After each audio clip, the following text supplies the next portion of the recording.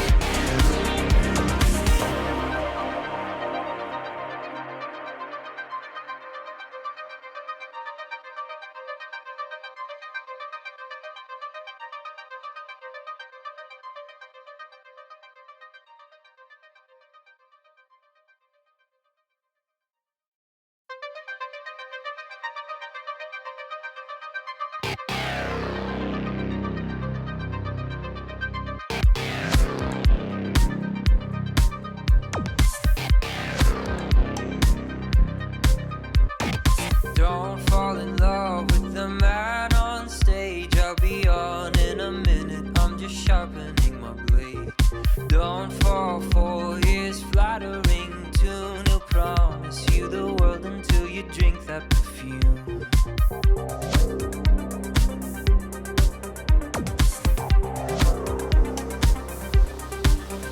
It's a highway, highway to the door, and a neon Medusa's got your heart. Sweet canyon lullabies, don't look straight into its eyes. It's a highway, highway to the door.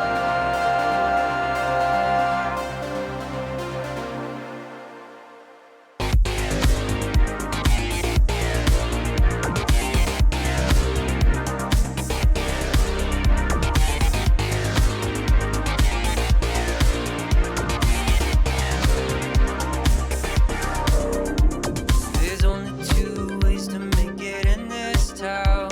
One is to be brilliant, the other is to drown. But don't take both drugs all in one go. You can't reach the heavens passed out on the floor.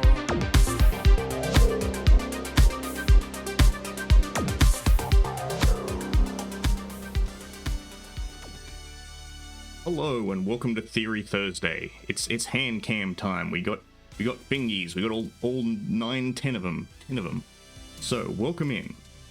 This week it's Theory Thursday, and I'm talking about something a bit more material this week. How you doing, Castigator? Hello. Yeah. So we're talking about Botwar. As the title may have suggested, what the hell is Botwar? Well, Botwar is a miniatures and tabletop wargame produced by Traders Galaxy. Traders Galaxy are an Australian company. They're based in, I think, Queensland, and they have kind of a cool story.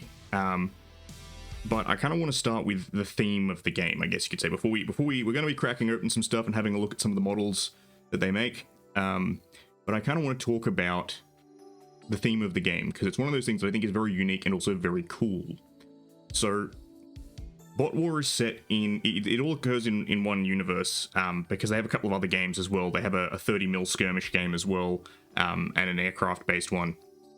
But Botwar is kind of the flagship, and it's set in an alternate 1980s, right? So the year is 1985, and Earth is ruled by two primary human factions, I guess you could say. You have the Democracy, who are, air quotes, the good guys, the fictional equivalent of NATO, and then you have the Red Star Nation, who are the fictional equivalent of the Soviet Union.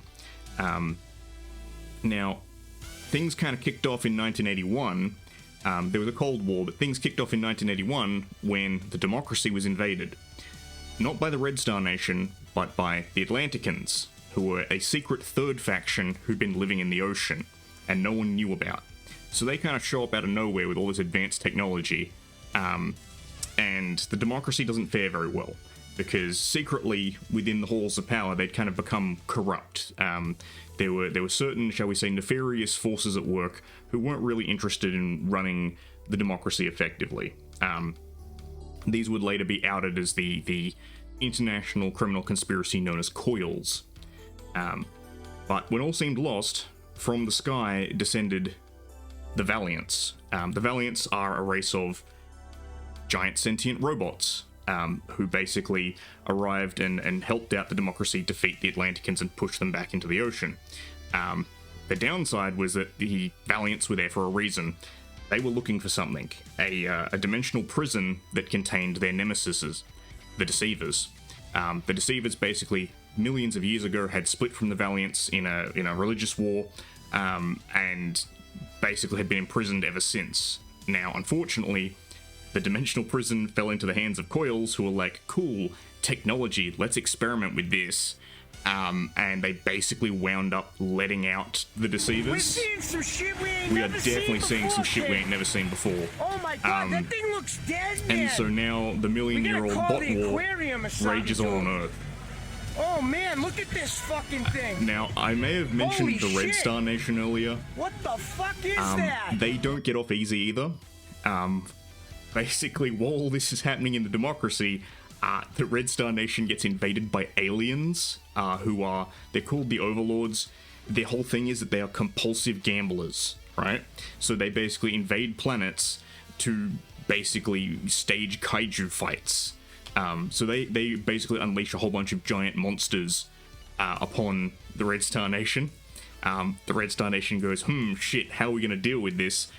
They don't have bot technology. The democracy in their alliance with the Valiants wind up getting bot technology, which is how we get Max Star's special branch with all their kind of modified vehicles using bot tech. But no, instead the Red Star Nation genetically engineered dinosaurs and strap guns to them. So they have an army of cyborg dinosaurs, and it's fucking rad. So I'm gonna crack this open, and we're gonna have a look at some stuff, and we're gonna talk about the game a bit more, about how it actually plays. But yeah, Botwar is very much, it is a homage to Saturday morning cartoons of the 80s. You might have seen a lot of themes in there that were like, this sounds a lot like Property X. And no, it's not necessarily trademark infringing, but it's very much taking inspiration from a lot of those different things. Yeah, it's pretty rad. And so the other thing I want to talk about is the fact that, so the company that makes this, Traders Galaxy, tradersgalaxy.com.au, they're a pretty small company, but they're very community based in a lot of ways. And also apologies for the reflections. I can't do anything about that because these are foil brackets. But yeah, the guy who runs it, he's very active within the community. He has a lot of like Discord groups, Facebook groups and stuff where he interacts with the community. People can ask him questions about rules and stuff directly. But he also does a lot of stuff like, for instance, this guy. I have no idea what model this is. I didn't order this. He throws in freebies. He'll be like, oh cool, you ordered a bunch of stuff? Have something else for free. Which is entirely rad. So I'm going to open this up. Normally these come sealed at the top, but I've cut them open because they're a bit of a pain to open up on camera. But they do have, this is actually kind of a cool one, I think. I'm not a huge fan of the foil packets. A lot of people in the community refer to them as cat food packets. But they do have a ziplock, which means if you open it up and you don't put it together, you can put everything back in there and ziplock it and keep everything together. But, so this guy's just a little resin bot. I have no idea which character it is. I could find out. He's probably a Valiant. Maybe he's blue, so he's in blue resin, so he's probably a Valiant. There's another arm in here somewhere. I have one. Should be another arm. Give me a hot second. So this will be an unboxing and a discussion, and I will raise some points that I don't like. So basically, these are all the packaging you get, right? It doesn't tell you what's in the packet, and I get why they do that. It's because they can buy these en masse and it's cheaper, but it is a little bit annoying sometimes in that there's no list of contents, there's no parts list or anything. So that's something I would like to see them do going forward, is put in at least a parts list of what I should expect to have. But I'll just put these to the side for a second. So all we have from here is our little bot friend, consisting of just little dude, 2 arms, and a base. Now, this guy looks like he's plastic. He's actually resin. So I'll just bring the camera in. I just want to show you, because the resins that Traders Galaxy do are really nice. It is a bit of a stiffer resin. So, unlike, say, let me grab it down off the shelf. So, I'll just grab 2. So this is Kriya the Huntress from Forge World for Necromunda. She's Forge World resin. Alright? And it's a relatively soft resin. As you can see, like, I can move her hair braid pretty effectively. This is a resin figure from Victoria Miniatures, another Australian company. I don't know if you can hear it. Let me bring it up to the mic. Nah, noise gate's getting it, but this is a lot stiffer of a resin. So this is much closer to what Botwar uses. I'll just put those back up on the shelf. Knock over my assassin while I'm at it. But as you can see, it's a very stiff resin. There's not a lot of play in it, which is kind of nice. And I'll bring the camera in just a little bit more and see if I can get it to focus. But as you can see, Come on. Yeah, as you can see, the detailing is very nice. It's very crisp. And it does have that very, like, 1980s blocky kind of, dare I say it, Transformers aesthetic. That kind of mecha, you know, big geometric shapes. Very well defined. All of the grooves and everything look good. So I'll bring this back out. But as you see, very, very simple kit, so it's not exactly a lot of complex construction. It's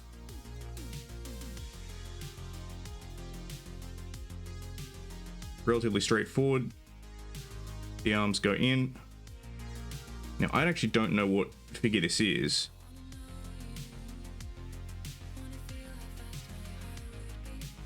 I feel like I'm missing something. I don't know.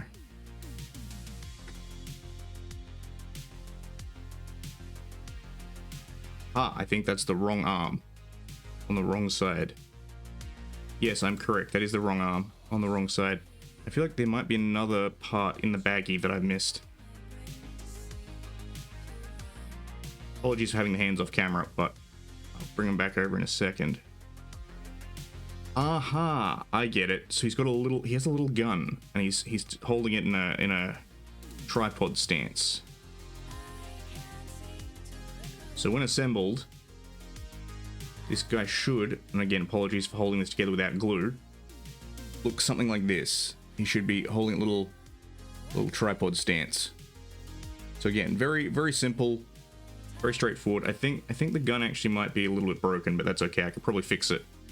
Yeah, very simple, 32mm base. This guy probably be like a medium-sized bot, so I'm going to put him to the side for a minute because he's not the star of the show. But I wanted to show off kind of the little extras that they like to throw in. I actually got 2 in this round of purchases. Well, did I lose the other arm? Have I lost it already? I may have. That's not good, Ando.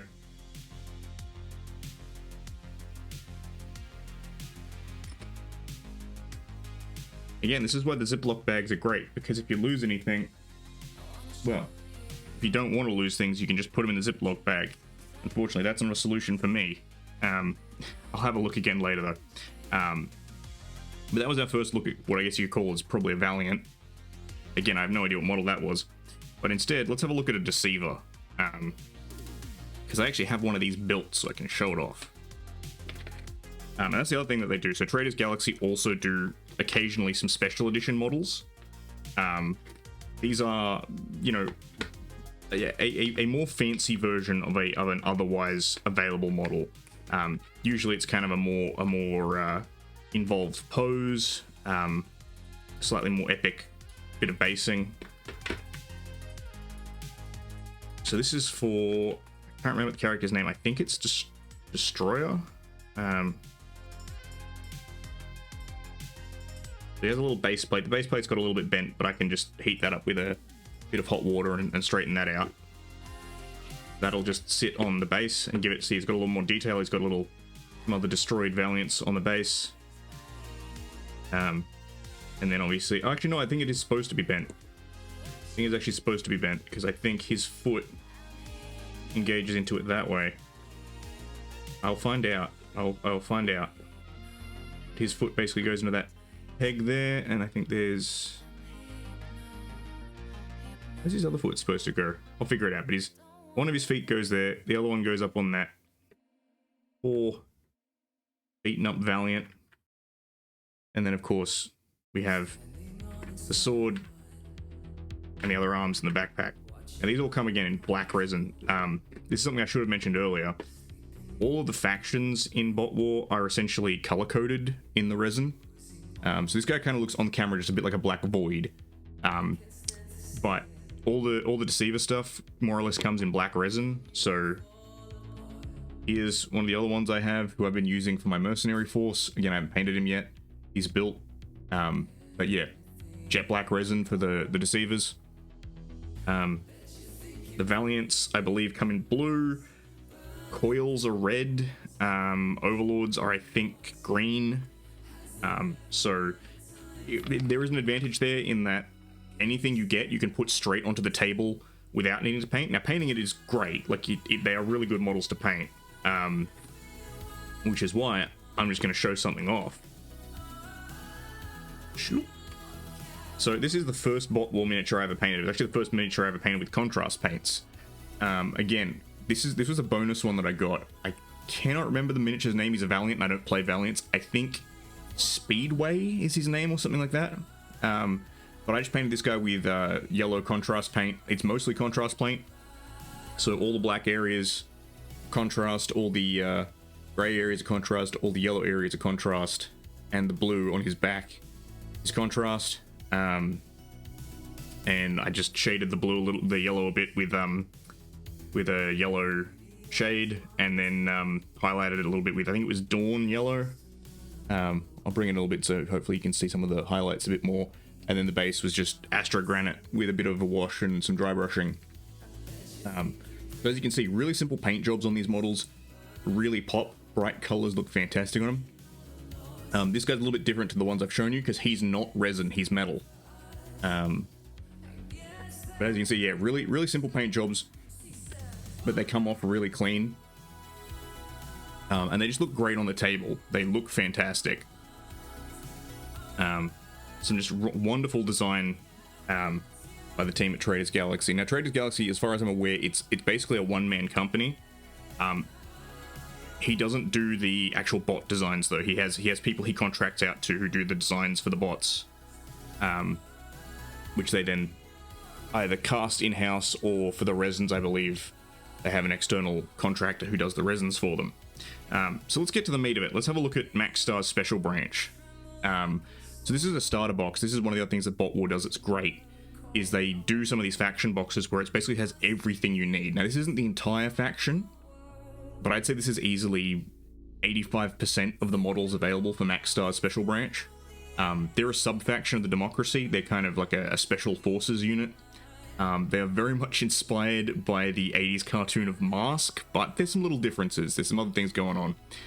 But basically, these guys have got Earth vehicles that have bot tech integrated into them, so they make them more powerful, more interesting. So we'll have a look at the models in a minute, but I figured this is a good time to have a look at the rules. Well, actually, we'll have a look at a couple of things. So here's our box with, once again, more foil packets. So we've got 1, 2, 3, 4, 5 packets in total, and everything you saw on the cover is in here, as well as these. These are the data cards for the faction. You don't need these physical cards. This is the other thing that's great about the game. Yeah, exactly. It's an older meme, but it checks out, sir. So these data cards, you don't need these because you can get them for free on the website. You can also buy the faction guide. The faction guides are like $4 Australian each, I think. They're really cheap. They're a PDF. And they're attached to your account. So once you have, because Traders Galaxy, obviously they have customer accounts, once you have the faction guide, it's more or less yours. You can download it as many times as you want. I believe they include any updates to the faction guides as well, I'm not sure. And the core rules for Botwar are also free. You can download them from Traders Galaxy. Botwar is currently on its 2nd edition. 3rd edition is coming out later this year. But I figured I'd use this moment, and apologies about the shine. They're quite nice glossy cards. I figured I'd talk about how the game plays. So I'm going to use some of these cards as an example. So we'll start with Deep Dive here, because the top card on the deck. There's a couple of things on the card that give us some useful information. So we have Faction Symbol. So this is a Democracy card. Democracy used to be like one big faction. They've since been split.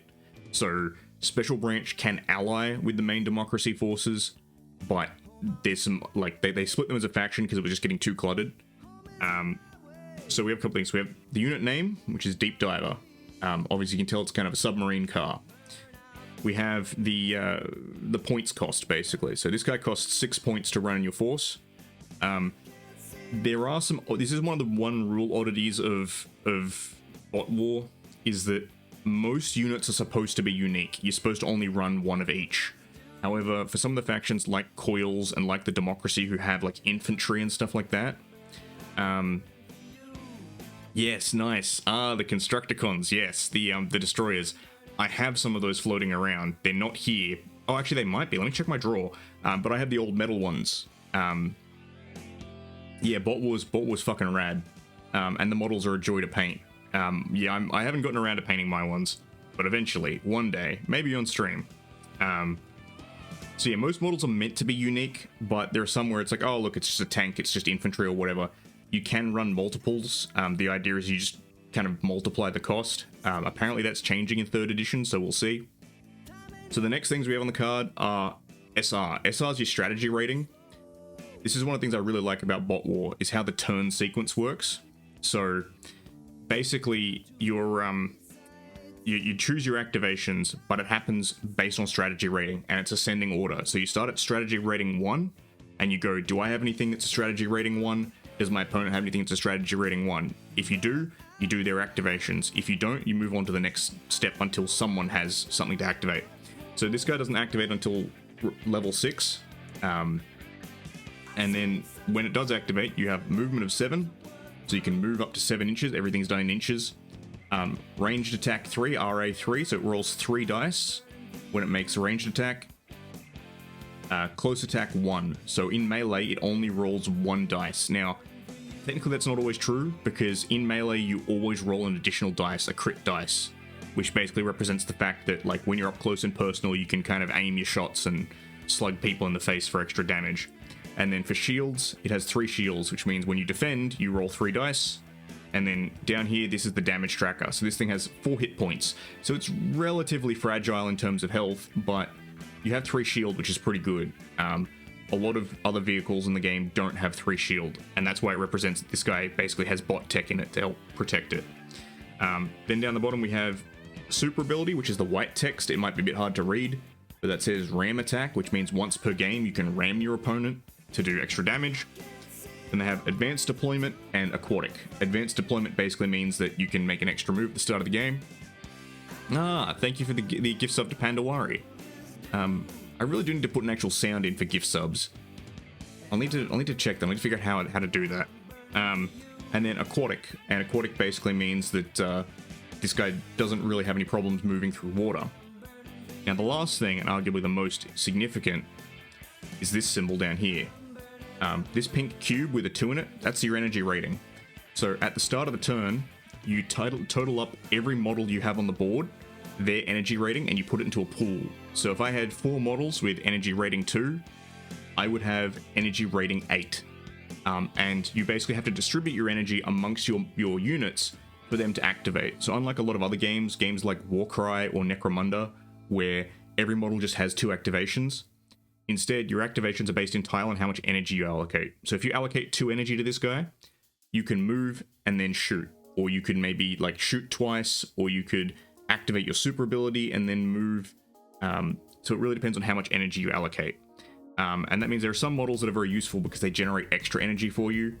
And it means that there is a certain level of strategy of, like, you can give models. So for instance, you can give extra energy to increase your shielding or to reroll attacks, which can be very helpful if you want to really make sure your opponent either doesn't kill something or that your opponent's model really dies.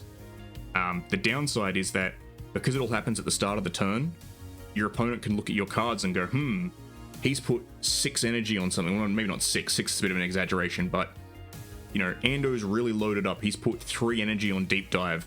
That means that he's got something planned. And so your opponent might start looking at that and going, well, deep dive strategy rating 6. I've got a bunch of models that are strategy rating 4. I'm going to try and kill this before Ando can do what he's planning. So there's a lot of, there's resource allocation. There's kind of elements of alternate activations. I really like the way the game plays. It's very clean, I find, and very effective. Typical game size is about 80 points. So with a faction like the Special Branch, you'd be running a decent number of units. Because if we just go through some of our cards, so we've got Deep Diver, who obviously aquatic. We have Phoenix, who's costs 8, and as you can see, generates extra energy. Specializes in anti-air attacks. We have Big Bear, who's a little bit more durable. Costs 10. Convoy, 16, our big boy of the list. Comes in at 7 defense, has a bunch of different abilities. You'll notice on this one, if you can see it, maybe because it's white, air support. So air support basically means that once per game, you can pick this guy up and move them anywhere on the board, more or less. So great for a useful reposition to capture an objective. Airblade coming in at 8. Again, air support, very mobile, and also jetpack, which means it can move around ignoring terrain. Buffalo at 14. Nighthawk at 10. Cyclone at 12. Freedom Eagle 2 at 15. Armadillo at 12. So again, relatively diverse range of costs, but most things are around about 10 or sub 10, which basically means that for a special branch force in a regular game, you're probably going to be running about 8 models, maybe a little bit more, maybe a little bit less. But by comparison, my Beast Lords, who I adore, most of my Beast Lord units come in at about 20. I think the lowest Beast Lord one's about 13 points. So it basically means that, like, if you're running Beast Lords, yeah, your dudes will be tough as hell, but you might only have 4 or 5 models on the board. So enough yakking. Let's crack some of these open and have a look. I'll get the foils out of the way so we're not having to deal with all the reflection. Actually, yeah, let's start with this bottom one. Let's start with Buffalo.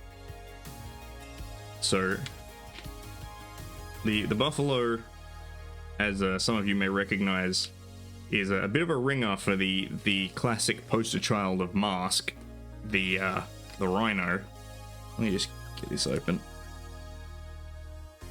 But it's basically a let me get these out of the way. Basically a semi-trailer tractor with guns strapped on it. Well, I'm glad you're enjoying the info dump. I'm hoping it's giving you a certain level of interest. As you can see, this guy's just basically a solid block of resin. Again, very well cast. The details pretty crisp. It's nice. It's straightforward. There's a tiny little bit of warp. I don't know if you can see that. I'll try and bring the camera in and get you a straight angle. Yeah, so you can see there's a tiny little bit of warp underneath on the bottom of the chassis. But again, I could straighten that out, or I probably won't even care. Like, it's barely noticeable, and when it's on the base, like, you're probably not going to see it. So again, like, the resins really do come in very nice condition.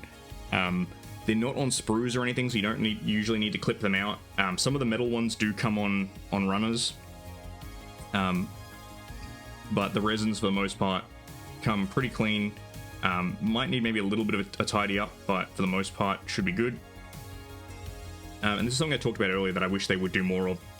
They don't really have instructions. Now, mostly they're pretty straightforward. So, as far as I'm aware, we have missile, which goes on the back, which should just fit into this nub, which is pretty straightforward. Actually, I think it might go the other way around. Yes, it does. So, missile goes on like that. And then we have, actually no, these guys are on a sprue.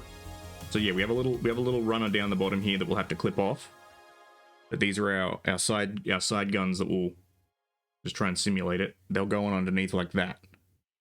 But again, very very straightforward assembly. And we might actually look at putting some of these guys together on camera later. But I just want to go through the models first. So again, very straightforward, very clean. Yeah, no, I understand, Osmond. A lot of people do actually say that they like these streams just because it's something they can come in and kind of chill to. They just kind of listen to me ramble about things for a couple of hours and just chill out to it. But this is one that so Traders Galaxy have just finished having a sale. They had it for the end of April, so I picked up some stuff, and so it's kind of an excuse for me to talk about my toys, really. But I also like, again, they're a very small company, and I like to spruik their stuff because I think it is very cool, and I like introducing people to novel things that are a little bit different. And the thing I really like about Botwar as well is that I think a lot of this stuff, because it is a smaller game, usually it's only at most 10 models on a table, and it's a bit less intimidating than Warhammer, right? Like, hang on, I'll get some stuff out. I'll get some stuff out, and then I'll make a point. So this is Convoy, the big boy. A little bit of discoloration on the resin there, but that's not a problem. I'll explain that in a second. A little bit of bending on some of the side guns, but those are fixable. I think that's probably a downside of being in the foil. I think that's probably just been the constraint of the foil packaging bending things a little bit. But so is there discoloration on this resin here? Yes. Is that a problem? Not really. So resin, right, is not actually grey naturally. A lot of people think resin's grey. It's not. It's actually kind of closer to a beige color. What most companies do is when they're mixing their resin, they will add a dye to it. So most miniature companies go with grey, but it's also why we have things like this guy, who's black, because you can just throw any dye into it you want and make it any color you want. So most miniature companies go with grey. I don't actually know why. I suspect it's because it's a nice neutral color, so when it comes to painting, it doesn't impact it. But I find most models, if you prime them, it doesn't really have too much of an impact. So, as you can see, Convoy, really simple assembly. If I can get my hands to work right. So, just two studs.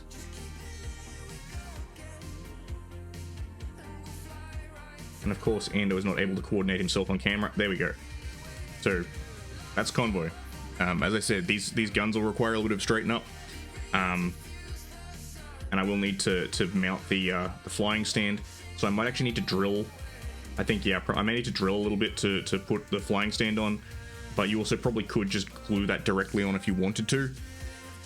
Because, yeah, it's a flying truck with guns on it.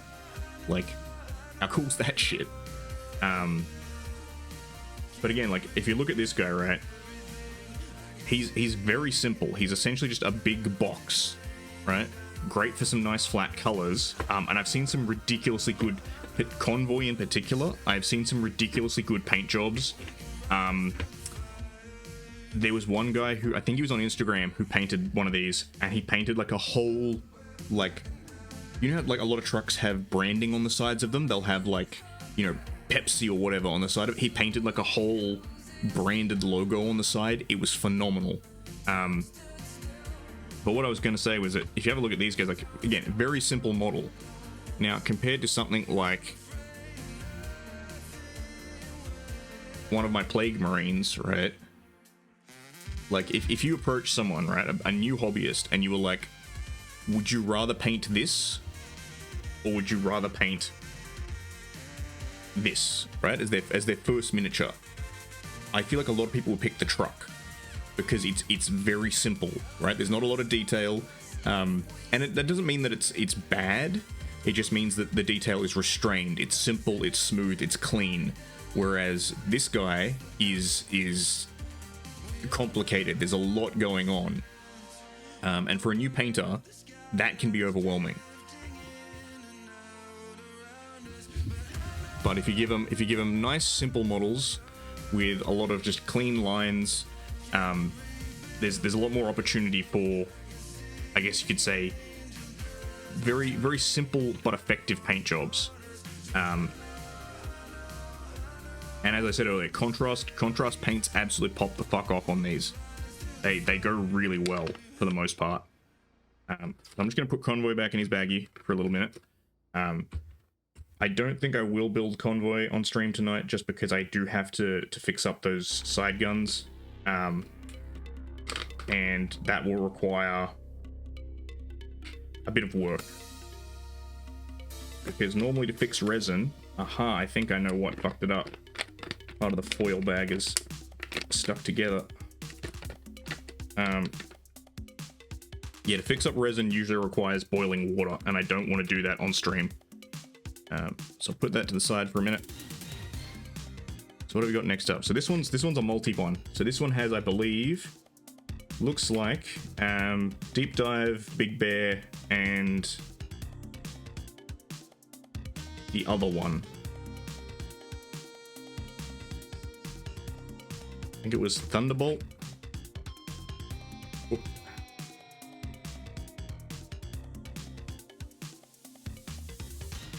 Alright, there we go. And I think, yes, by the looks of it, I think one of these has broken, so it's good that I will bring it out on camera. Well, on camera and in the box. So, here's Big Bear. And Big Bear looks to have fared the worst. So that is a separate part. That's from, I think, Thunderbolt. But yeah, so Big Bear's taken a bit of damage in transit. So this happens sometimes. So Big Bear's lost one of the radar dish side panels has come off. So I'm going to need to re-glue that. Now the upside is it's a pretty simple break. Whoop.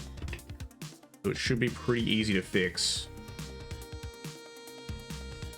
And one of the front guns appears to have come off. And that also looks like a pretty simple break, so that might be an easy fix as well.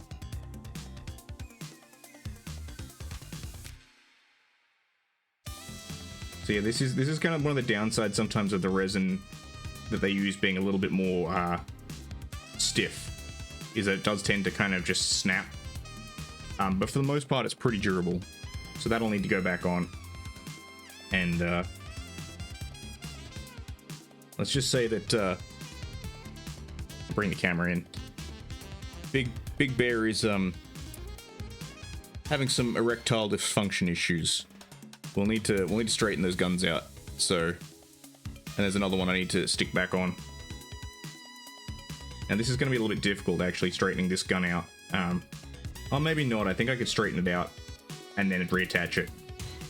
The problem is that when you reheat resin, so you need to reheat resin to straighten it out. But you need super glue to stick resin together, and super glue fucking hates heat. So if you heat this, if I stuck this back on and then heated it up to straighten it, it would probably just come straight off. So, but again, yeah, Big Bear's definitely fared the worst. I need to straighten that axle as well. Big Bear's kind of gotten a bit fucked up, which is a shame. Because again, usually Trader's Galaxy are really good with the quality of their miniatures. This one's a bit of a downsider. Let me just. Oh, it's getting a bit warm. I'll open up my jacket. Alright, so we have... This one is, I think, Freedom Eagle 2. Looks like maybe there's a little bit of warping on one of the thrusters, but again, overall, looks good. Is this supposed to come with a flying stand? I'll check. I think it might be in the bag. Maybe not. If not, I'm sure I can source one. And then last up we have Thunderbolt, which suspects, yes, this radar just goes on the back of. So as you can see, for the special branch stuff, these guys are pretty diminutive. So for instance, like that's Thunderbolt assembled, right? A bot of comparable size would be me. No, that sounds a bit. My one's a bit bigger. Let me check.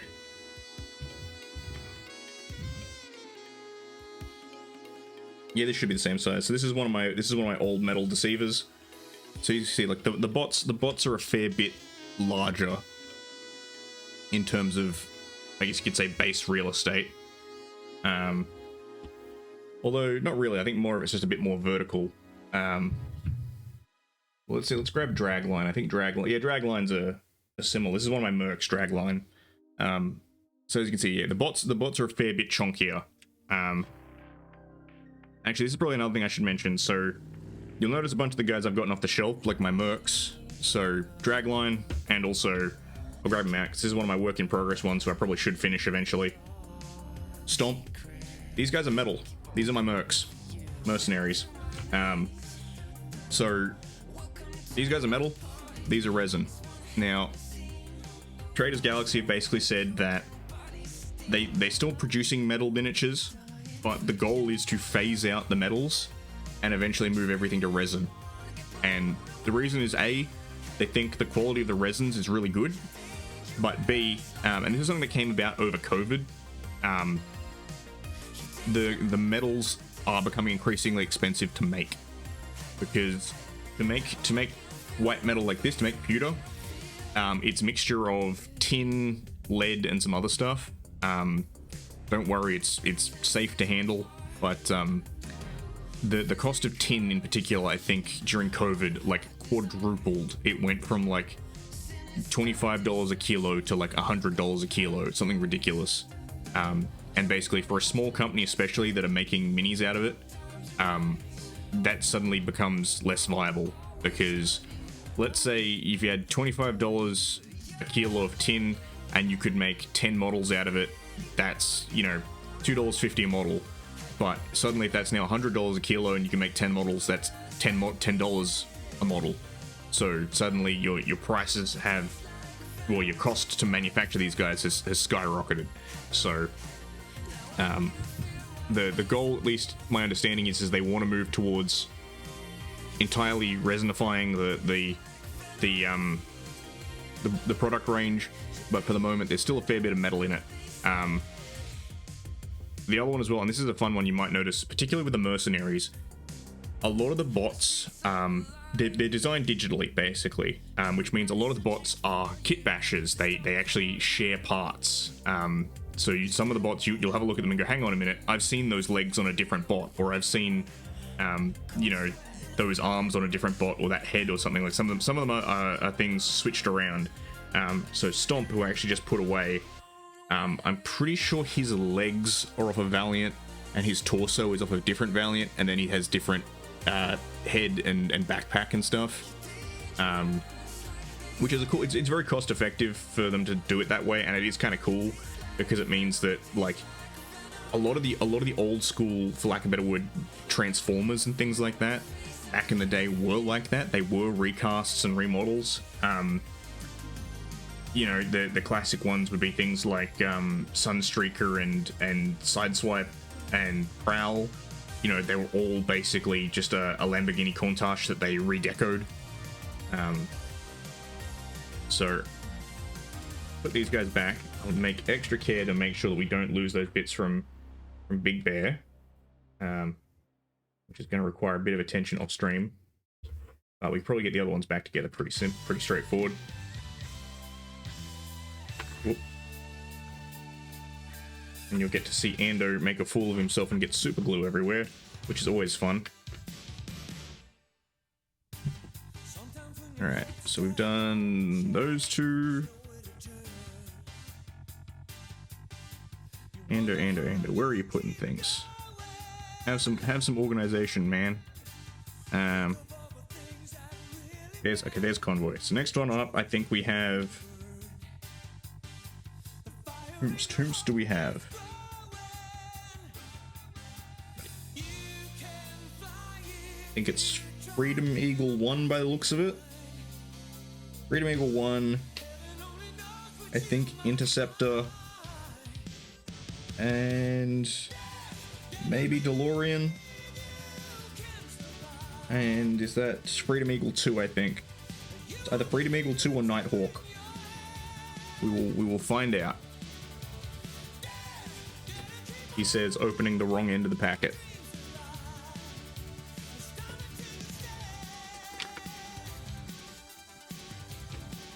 So as I kind of said before, a lot of homage to classic series, but not necessarily just copying. Again, like there's a lot of homage, a lot of like, hey, you know, isn't this on theme?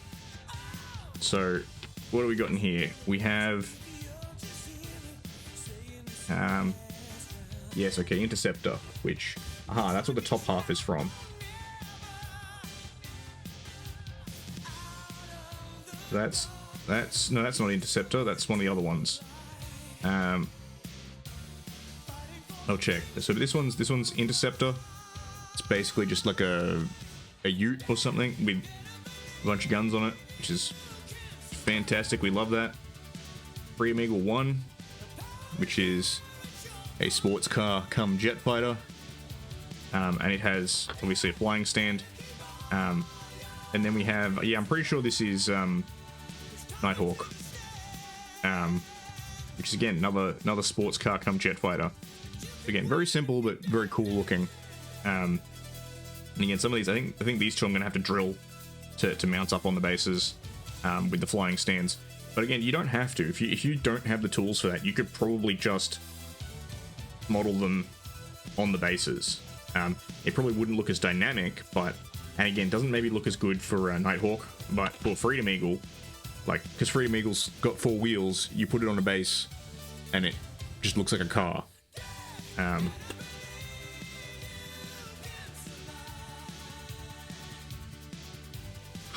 Okay, that explains why I've got 2 cards for it. It seems like you get Deep Dive twice, I think you get Deep Dive twice. I'm going to open up this other last foil. Let me check the cover of the box, because the box has all the contents in it. Let me just...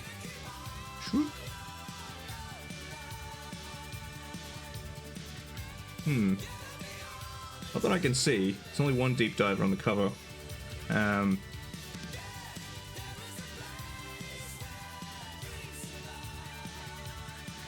Maybe I'm wrong.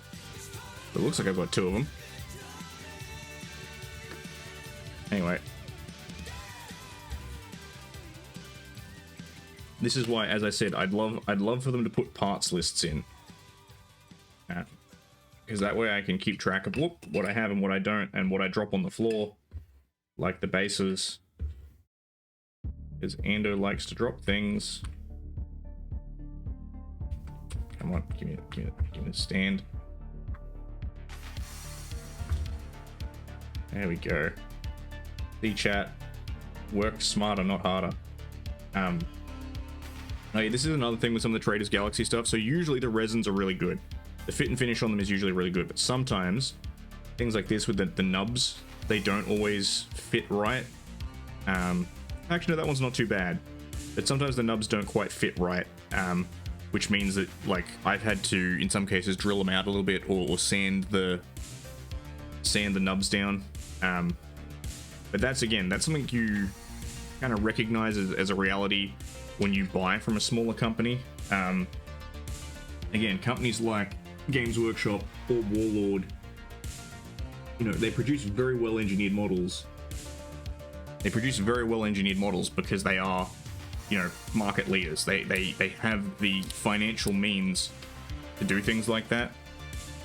Some of these smaller companies where their things are a lot more handmade, sometimes you just got to accept that there will be a little bit of fix work required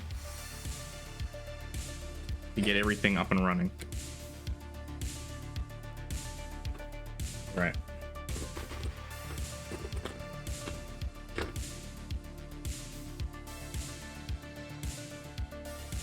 So yeah, so this is the last group.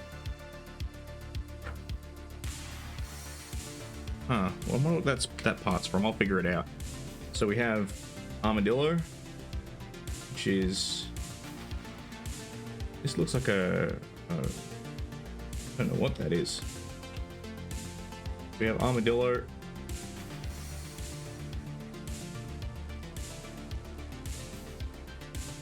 Which gets its little, and get the nub to line up, right?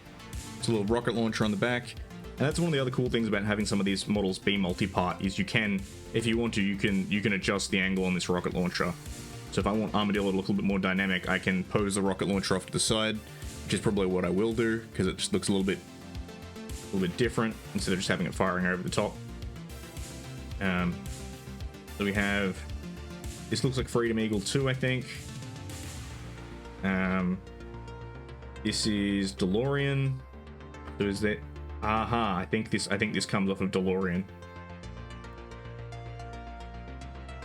Yeah, I think this fits onto the back, and I think this is the. Check the box art. Again, this is one of those ones where sometimes you need to check the box art to be like, how does this actually work? Ah, maybe not. No. This is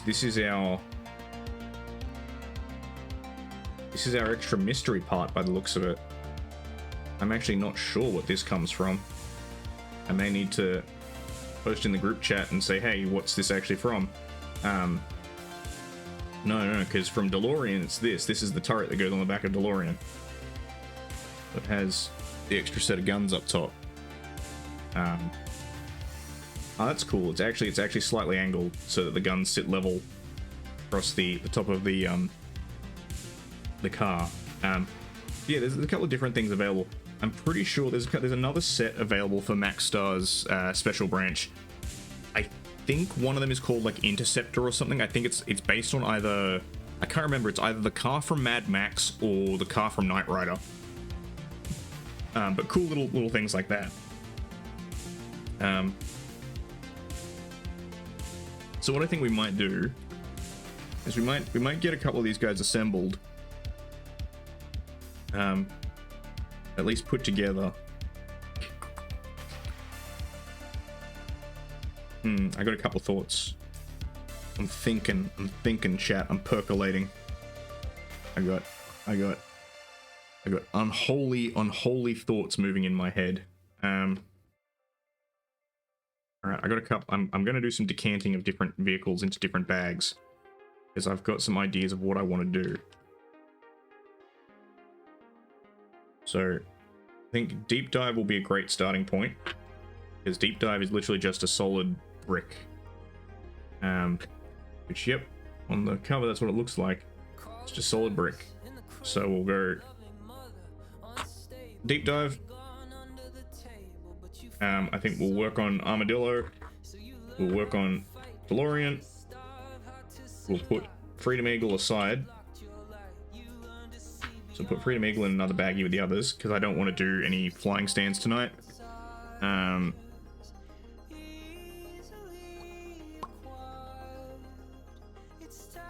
We might grab the Interceptor out as well, because it's basically just a brick. I can get the bag open.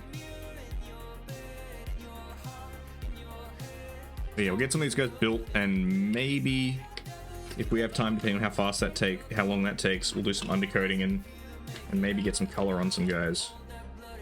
All right, Interceptor, come on, get in my hand. Right then. Yeah, so this guy's basically a little chunk, a little brick. So let's grab Freedom Eagle 2. We'll throw him in one of the other bags with its flying stand.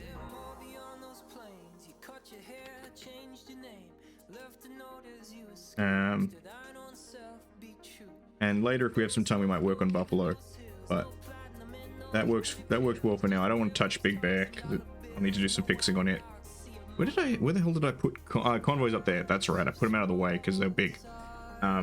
So the first step here that I'm going to work on is actually the bases, because you can just put these guys on a flat base and it's fine. But for these guys, because they're so small, oops, sorry, I got them off camera. Because they're so small, these guys kind of become like a bit of a mini diorama. So I want to put some texture down on these first. So I'm going to grab the bases out. I'm going to put this to the side for a hot minute. But we'll be back working on that in a minute. But first we're going to get the forbidden peanut butter. We're going to get the schmooze. And that reminds me, where the hell did I put my palette knife? Actually, no, it won't matter. I can just use the little one. So, the schmooze, Vallejo diorama effects. I like this stuff because it comes in bulk. It comes in jars like this. You can use the GW stuff, the Citadel stuff, but it's smaller.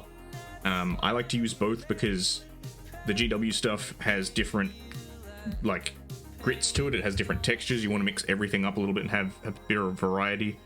I also have a bunch of palette knives that I use.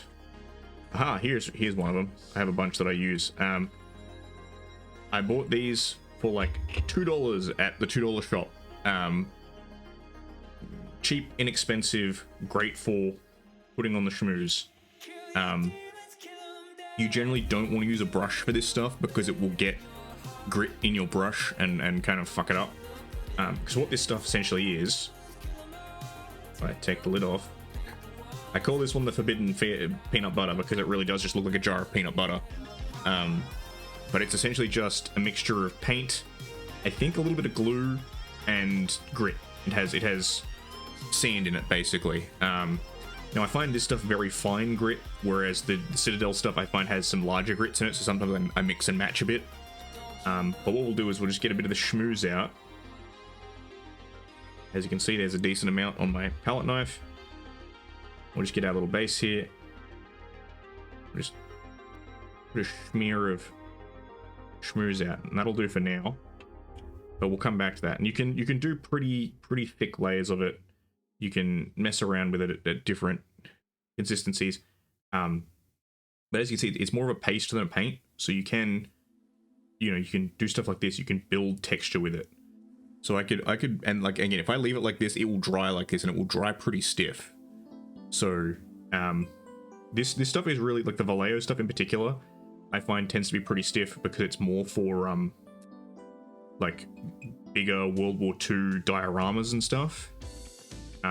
So if you really want to, you can like, I've seen people do mud with this, and they've put like tank tracks in it as if it's had tanks driving over it, and you can see like the impression that the tank tracks have left. But generally, you just want to cover like that, edge to edge. We'll come back and we'll tidy that one up. The other one as well is you don't want to be too thick sometimes, particularly with bases, because if you put it on too thick, it takes a long time to dry. I'll get a little bit more schmooze on this one. We'll come back, because you see that's very smooth. We will come back and we will be applying a bit more texture to it. This is why I like these palette knives, because this one in particular does give a very smooth and very even spread, but some of my other ones that have different shapes provide much more texture.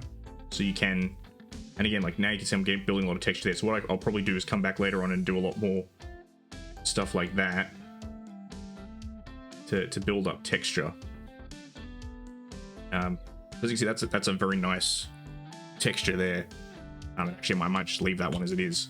But the other trick is letting them dry a little bit before you come back and build up the texture. Because once it dries, it gets a little bit thicker and a little bit more, I guess, a bit more attached to the base. So we'll just continue to apply the forbidden peanut butter. And also, the thicker you apply it, you want to be pretty generous. The thicker you apply it, the more texture you can build up. Now you can just stay with this. This can be enough texture for a base. But if you want to, you can add other things. You can add different texture paints. You can add rocks. You can add trees. You can add all sorts of stuff to add variety to the landscape that you're building. As I said earlier, for these scalar models, you can almost add like mini dioramas to it, and I have seen people do some stuff like that. There are some guys who paint for the Botwar stuff that is just, the things they make are phenomenal. They got, I think it's the Eagle Strike Fighter or whatever. It's one of the Democracy aircraft. Someone modeled up like a Top Gun scene for it, like it's flying low across the water and it's got all the water spray kicking up behind it. Like, again, it looks phenomenal for what is essentially a 10mm scale model. Let's come back in. I'm getting very warm, so once I've done this, I might take my jacket off. We're at that weird time of year, chat, where it's getting cold, and Ando hates the cold. Ando, being a reptile, does not like when the weather starts getting cold. It's starting to do that thing that I hate, where the sun is out, but even if I'm in direct sunlight, I don't get any warmth. I despise that, because I feel like the sun's slacking, it's not doing its job. I'm like, hey, you're supposed to be giving me warmth here, and it doesn't, and I'm like, well, what do I pay you for? I don't, but yeah, it's that time of year that I really don't like. So hopefully, let me just take my jacket off, it gets a bit more hospitable for me, but it also becomes a bit weird, because when I'm streaming, it gets quite warm being in kind of a closed up room. Did I just get paint on my jacket? No, I didn't. Very good. Which is weird because I'll have a jacket on because it's cold, and then it will get warm because I'm in a closed up room, so I went ahead and take my jacket off, and then I stop streaming and leave the room, and I'm freezing again. So we'll just put a bit more texture on this one. So it's really, that's we've been letting it dry a little bit, so you just come back in with your texture brush and you just come in, give it a little bit, just tap it basically.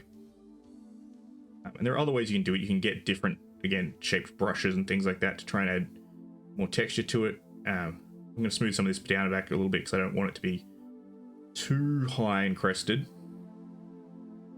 But this means that when we're done with it, we can dry brush this once we've got a model on it, and we'll get some really nice texture in these raised areas. And it just makes it all a lot more visually interesting. Alternatively, we could go very smooth and like try and model it up as a road or something maybe. I'm not going to go with that on these ones. I'm just going to go with some just rough texture, and we'll probably add some like static grass in and stuff later. But again, all sorts of different things you can do. I found that for doing roads, tile grout works really well. Bathroom grout. It gives like a really nice smooth finish. Yeah, there we go. There's some nice texture on that one. This one's already pretty good. I just want to take some of these peaks down a little bit. Make it a little bit smaller. That's the other one as well with texture. You got to be a little bit careful depending on what the scale is. Otherwise, suddenly it looks like if I had infantry on this, it would look like they were in like some very broken terrain, as opposed to, you know, putting a vehicle on it. Let me just put the peaks down on this one a little bit.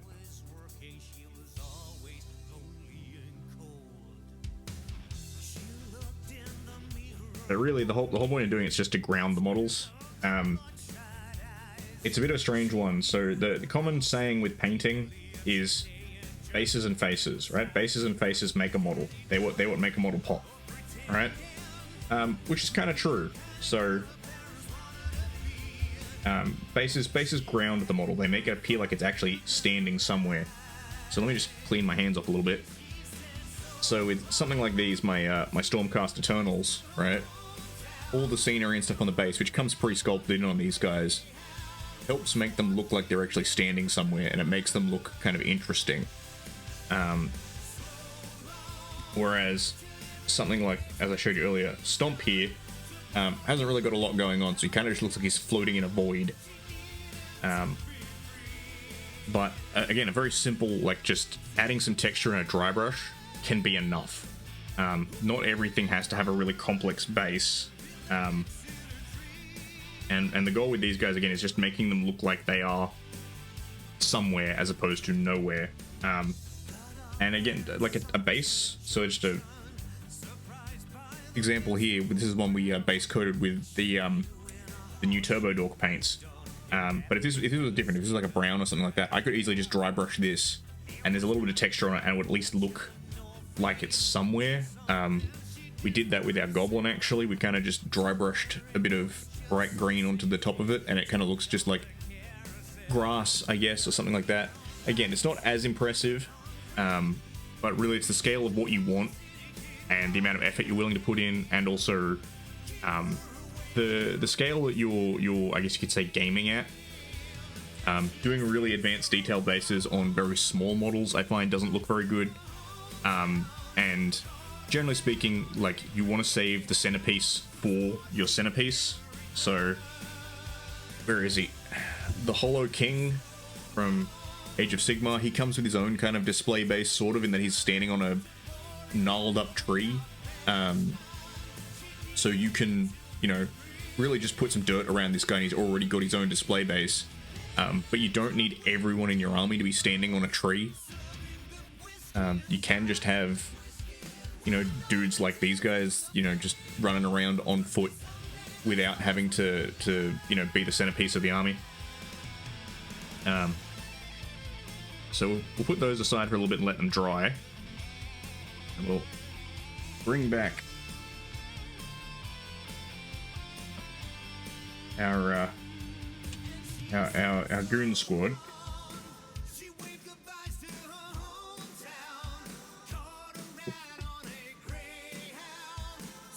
I'm still not sure what this cross piece is from. I'll have to have a look. So these two are basically in one piece. You don't really need to add anything to them. It's these two that we really need to do some assemblage on.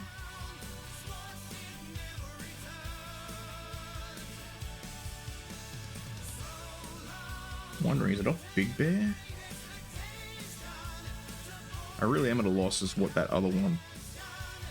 No, it's not. Big Bear has its radar dish, so still don't know what that other part's from. So we'll put our box aside again, and we will get our no-name brand super glue. For resin like these, you will want super glue. And before you paint them, you'd probably want to give them maybe a bit of a wash. Yeah, actually, I might go and do that. All right, we're gonna BRB real quick.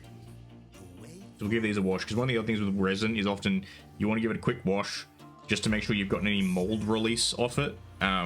So basically when they're in the silicon molds, they pour resin in and they coat the inside of the mold with a silicon, like a silicon spray usually, so that when the mold opens up, it comes out. But often that means that you kind of feel like a little bit greasy on them. So I'm gonna actually BRB for a little bit and just, should be like a couple of minutes, and just give these guys a bit of a scrub. So you guys get some orb time.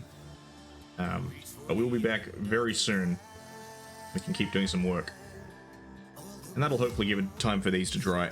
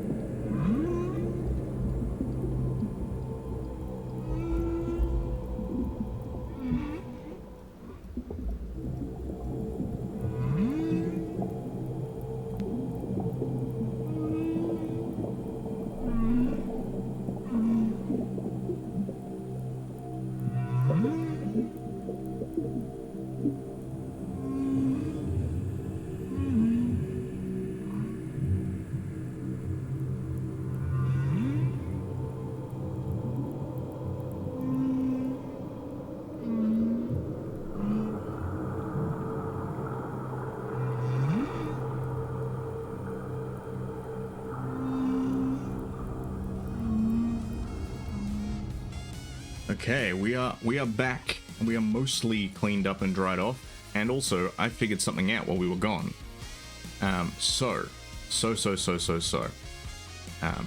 Give me 1 second. So that mystery part where we were like, what the hell is this cross brace for? I figured out what it's for. So if we look on Armadillo here, Armadillo has a little dimple in the back, which is for the, oh dear. Did I proceed to put down all the bits and lose one of them? Ah, yes, I did. It fell off the side. I gotta stop doing that. Hando, you've been losing things all night. So, we have the dimple in the back for the rocket pod, right? What I noticed, however, is that underneath there is also another dimple. And that, I'm pretty certain, is for that piece we couldn't figure out earlier. That, cross brace. So, now I just remember what I have to remember what I did with that.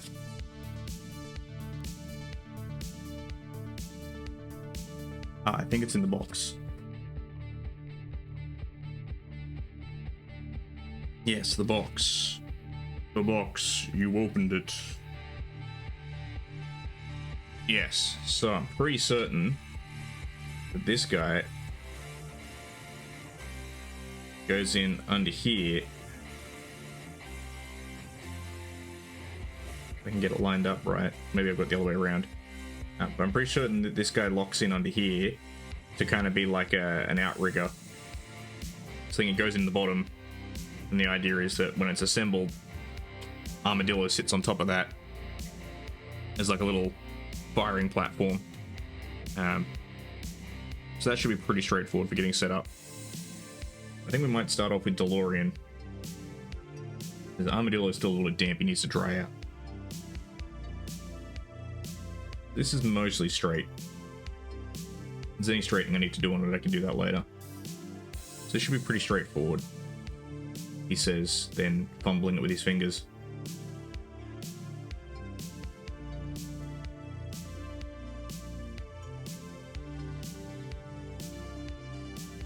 That's the position.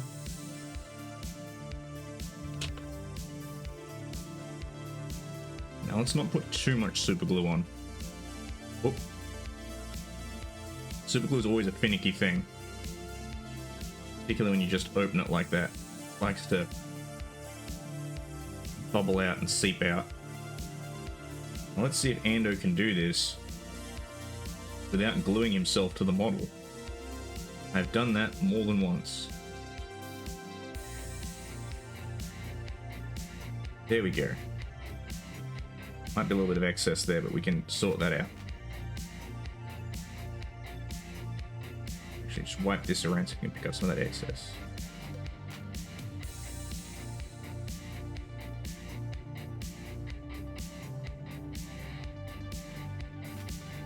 Oh, let's get it straight. Now this is the other thing that's frustrating about super glue. Is often it doesn't want to stick until it does.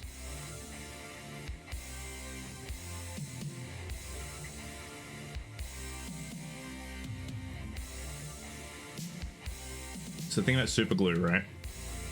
Super glue is cyanoacrylate. Most glues work well. Most adhesives work in a certain way, right? That is, they become tacky and then later solidify when they react with something. So, in the case of cyanoacrylate, superglue, it reacts with oxygen. So, superglue doesn't really work in anoxic environments, doesn't really work very well in water. It is waterproof though, it doesn't really care about water. But it also means that if there's too much water present, so this might actually be a little bit too much moist, it doesn't like to behave itself because it's water soluble. And that's why sometimes the contents of a super glue tube can be variable depending on the company that makes it. Some super glue is really good, some's really cheap. Oh, there we go. Now we're starting getting a stick. But yeah, super glue tends to kind of not stick until it does. Until it like just gets sufficient oxygen in there that it decides, hey, I want to react with that. So as you can see in this case, it's deciding it really doesn't want to go.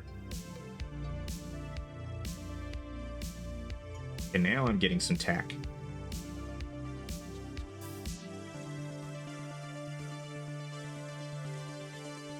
Come on.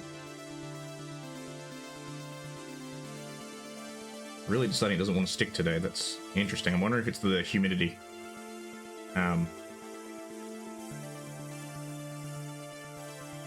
Because yeah, sometimes super glue goes straight away and it's like, I am sticking.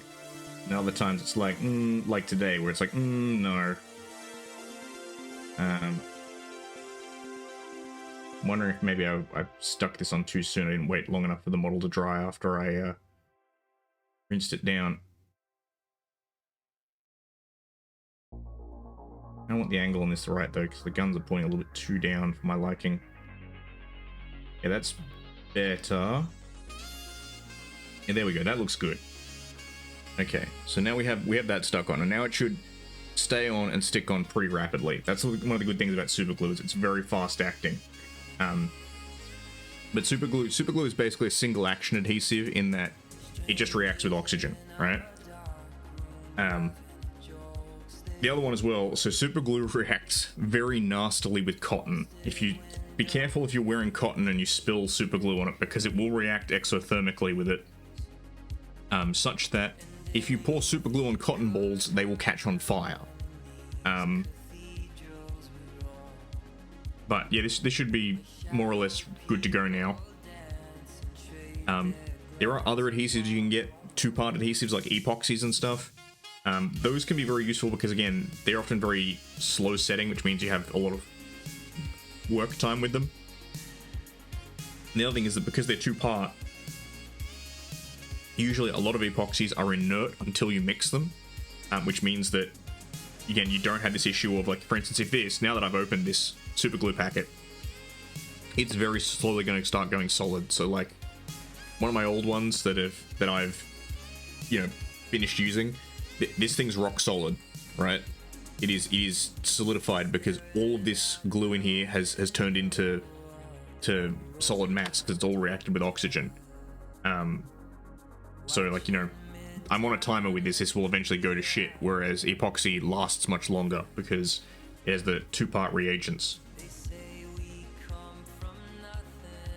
The upside of super glue is that, again, it's much faster, much more convenient. You can also get cyanoacrylate accelerator, which basically makes it react faster, so it sticks faster.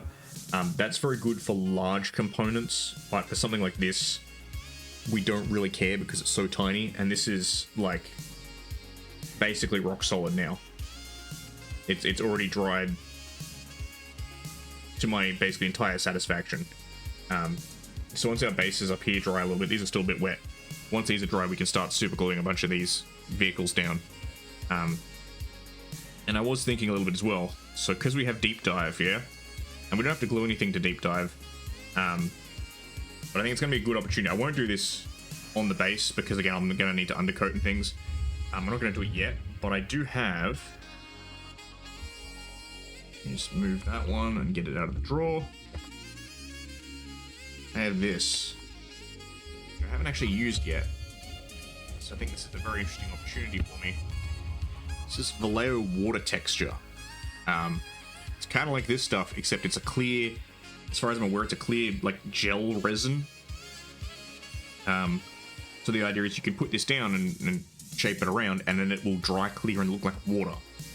Or water, as the British say. Because I'm Australian, we say water. So, in theory, because Deep Dive is our amphibious vehicle, we can give it a little, I guess I could say, a mini diorama. I might not do it for the entirety of the base, but I might do, like, you know, the back third or something with water effect, or maybe leave the back third as ground and have the front half as water, to represent that, you know, Deep Dive is an aquatic vehicle and it can move around in an aquatic environment. But again, that's something I also might get some use out of for the flyers. When I put them on their flying stands, I might put some water underneath them, because that adds variety and texture and interest to the scene. I haven't gotten to use the water effect yet because I haven't really had any models that I've been like, yeah, water's what I need to add to this. I have a couple of things I do want to use it for eventually, but it hasn't been an urgent need yet. So our bases are looking pretty good.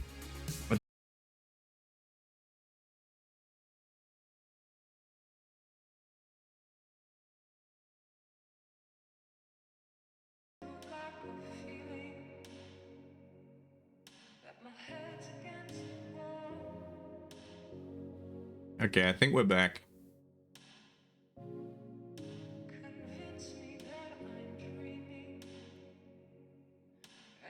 Which are you lying to me?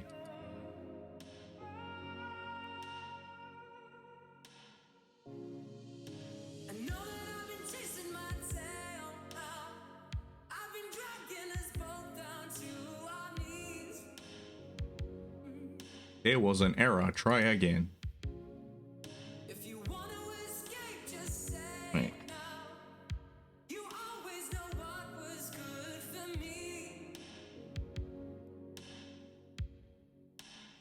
Let me try that again. Hang on. Trigger.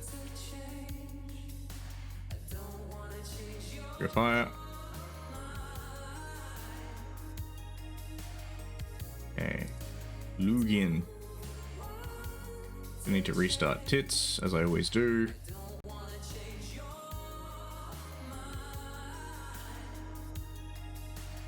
Okay. I think everything should be back online now.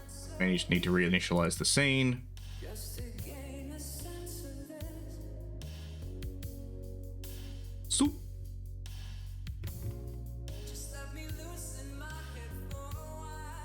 Alright, there we go. I think we should all be back and up and running now, which is nice. We like that.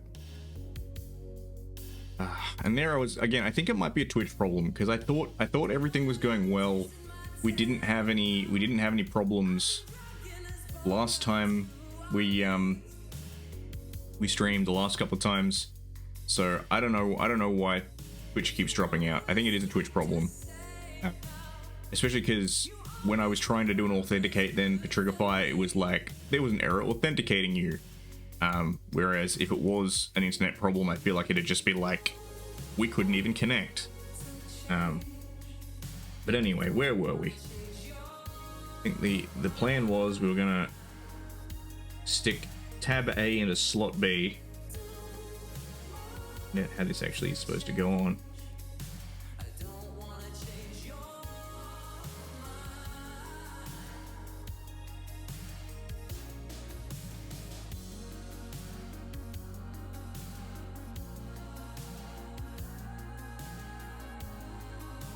I actually don't know if it matters. I think it's symmetrical. Anyway, we'll put tab A into slot B, and then we'll put slot D into slot C. We'll put the square, was it the square hole, the rectangular hole, whatever that vine is.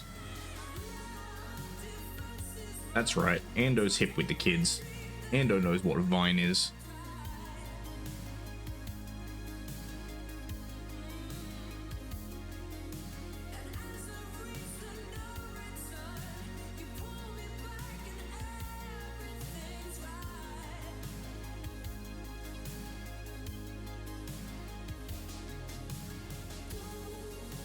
Right.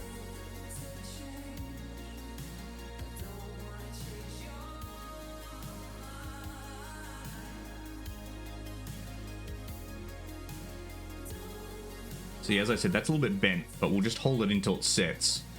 And then the glue should just straighten it out for us, basically. As I said, very, very simple models to put together, these ones.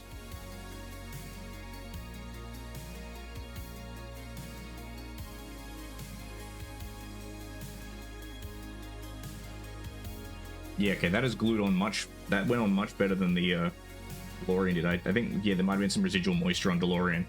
Because that is basically set and is rock solid. So... Armadillo now has...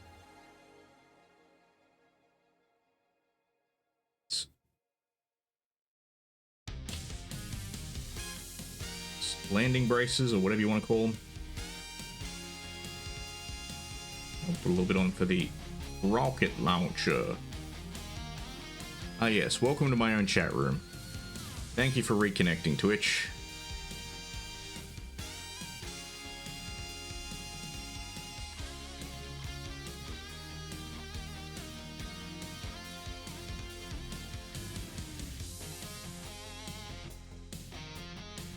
Alright, there we go. There's Armadillo done. Armadillo.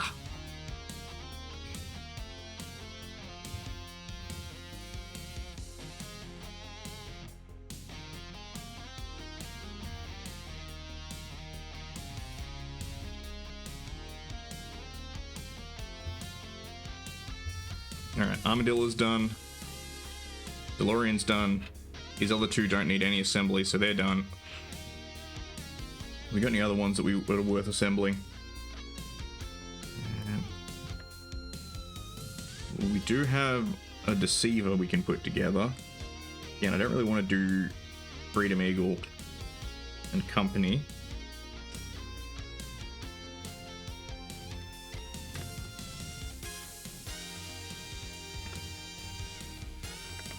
I might see, because our bases are still looking a little bit wet. They do take a little while to dry.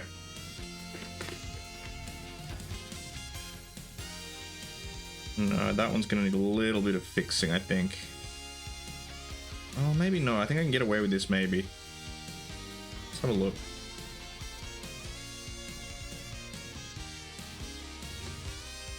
Get that gun turret out. Come on.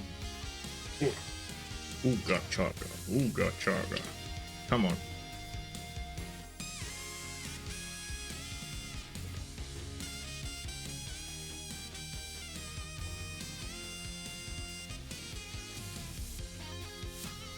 I get this together, how will it look? I'm pretty sure this gun turret gets used because there is another, I can't remember if it's a special branch or if it's a coils vehicle, but there's one of these which is basically like 2 little gun turrets on like 4 wheels. Like it's just a little like set of cannons on wheels. It's the cutest but dumbest thing. Yes, let's take that off real quick. Oop. Ando, once again, fumbling the bag.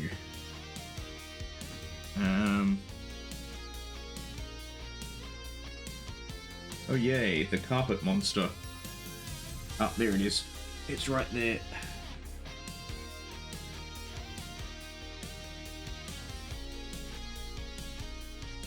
And seemingly unable to go in my hand.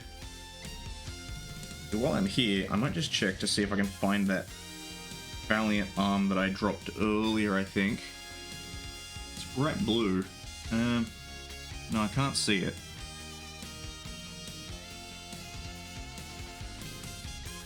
Oh well. We can track that down later. Again, the Valiant is not high on my list of priorities because he was not actually a model I purchased. My interest in him is low. Let's... a little bit of resin. Flash, let's just clean that off.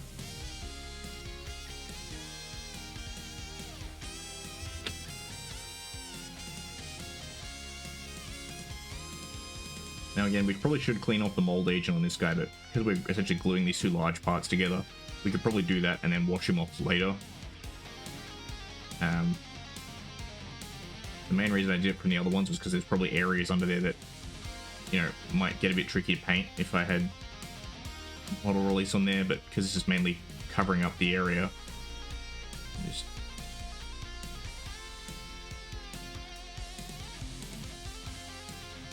spread this out a little bit, because that way we have maximum glue contact area.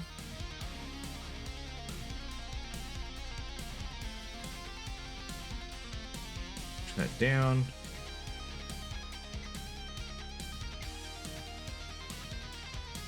Oh, I can feel that. That's set like almost immediately.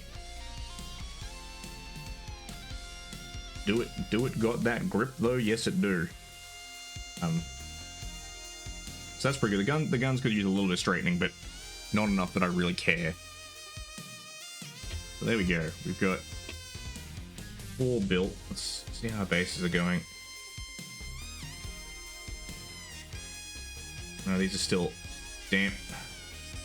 Need to wait for them to cure a little bit more. But then we'll be able to get some of these guys onto the bases. In the meantime, let's have a look at this other Deceiver. I think this was one of the limited edition ones that they did that was, again, in a fancier pose or whatever.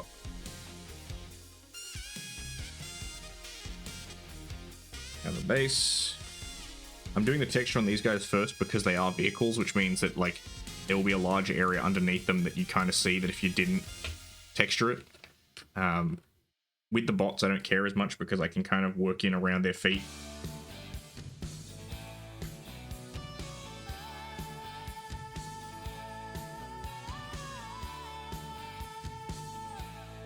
Huh, this guy's a flying stand.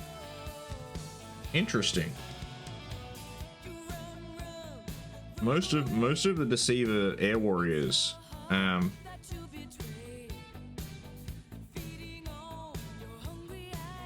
give you an example, but most of the Deceiver Air Warriors that I have are like this guy, in that if they're looking like they're flying, it's usually because they're pushing off a tactical rock, right? Like they're usually just kind of on the base. This guy looks a little bit different because I think at least as an option, yeah, there's an acrylic rod, so basically I can put him in flight, at least as an option. Now I think you're supposed to cut it down. I think you're supposed to trim it down, have it a smaller height. Whoop. Of course, Ando, for fuck's sake, I'm dropping everything tonight. Wings. Going there. Are the wings symmetrical or do they matter? Oh, I think the wings actually matter. But we get wings. See, I was going to put this guy together, but now I'm like, maybe I won't. Because he is supposed to go on a flying stand. Again, I don't want to do any flying stands tonight. That means I need to get my pin vise out and drill things. And I am, as they say, lazy. Also can be kind of a pain. So we have our arm 1. I really should invest in some archive tack, some archive putty for these streams.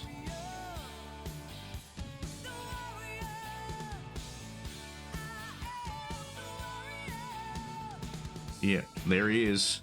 That's kind of what he'd look like. Curious. Well, there goes that plan. Hang on. Flying stand would get out front of my foot.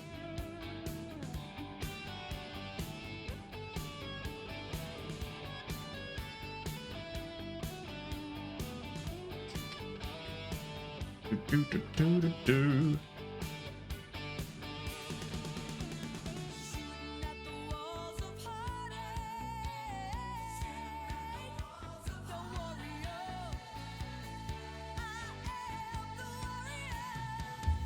Alright, back in the bag you go. No deceivers for us tonight, I think. Alright. Well, now I need to figure out what the hell I'm doing now. Because I thought I'd timed this right and these would be cured by now, but they're not. So I'm going to put these aside for a hot minute. Put this away, it's taking up too much space. I think I may have a plan. I may have a scheme. Cunning and fiendish idea.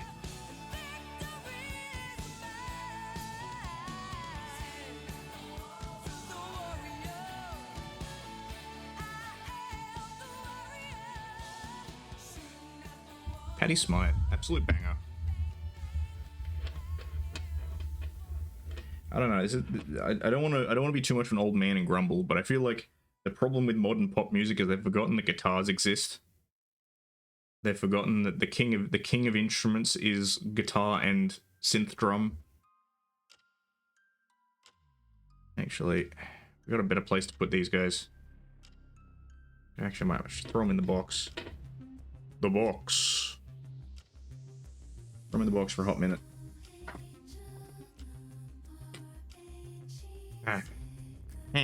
Now there was a plan. I think the plan was what I might do in the meantime. I do have this. This is a Nova from BattleTech. I undercoated it ages ago and I haven't touched it. So I might crack out the Curacao. Get this guy undercoated. The only downside with that is it means I have to get up from the chair and go and get my water. My water. So apologies chat, but you may get some orb time again. Also, I moistened this earlier, and it does not strike me as being particularly moist. It feels very dry. So I'm gonna put a bit of water down on this in the meantime. Yee.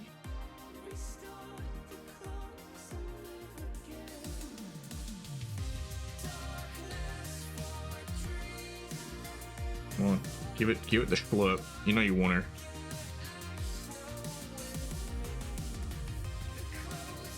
Sometimes they do this. The relative humidity is no good, and so your wet palette doesn't like to be wet.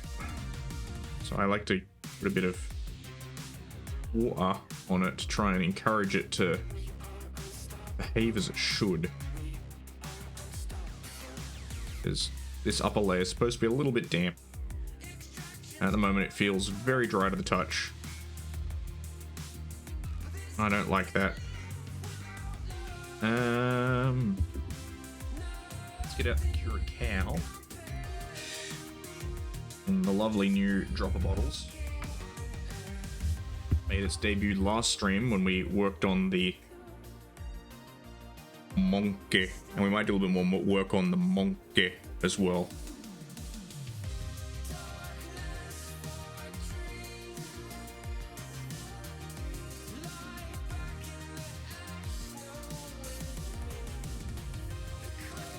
Paint shaking ASMR.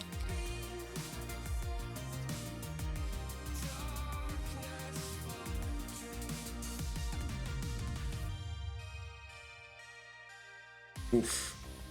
Yeah, the pigment is still really settled on this.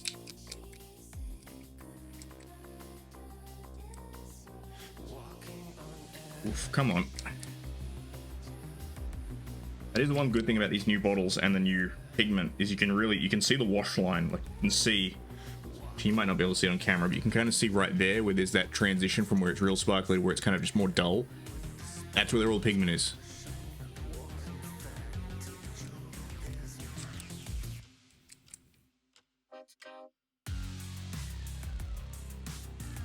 Oof.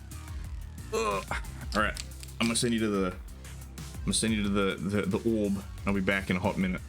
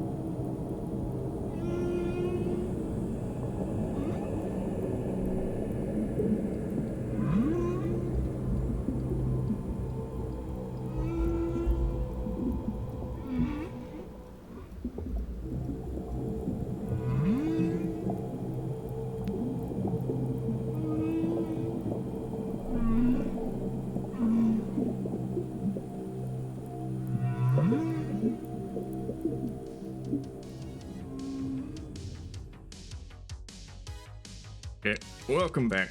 My arm is tired from shaking paint. I now have water, so that's good. Water. Okay, I think we're getting there. We're almost at a good consistency. You should always shake your paints before use, but some need it more than others. Usually a heavier pigment like a metallic will tend to separate out more. Okay, there we go.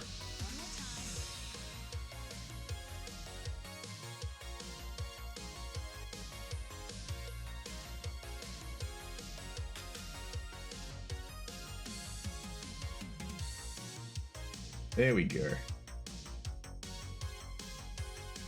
So I mentioned this before on stream, I think, but my my color scheme that I'm using for my clan stuff in BattleTech is Clan Snow Raven Beta Galaxy.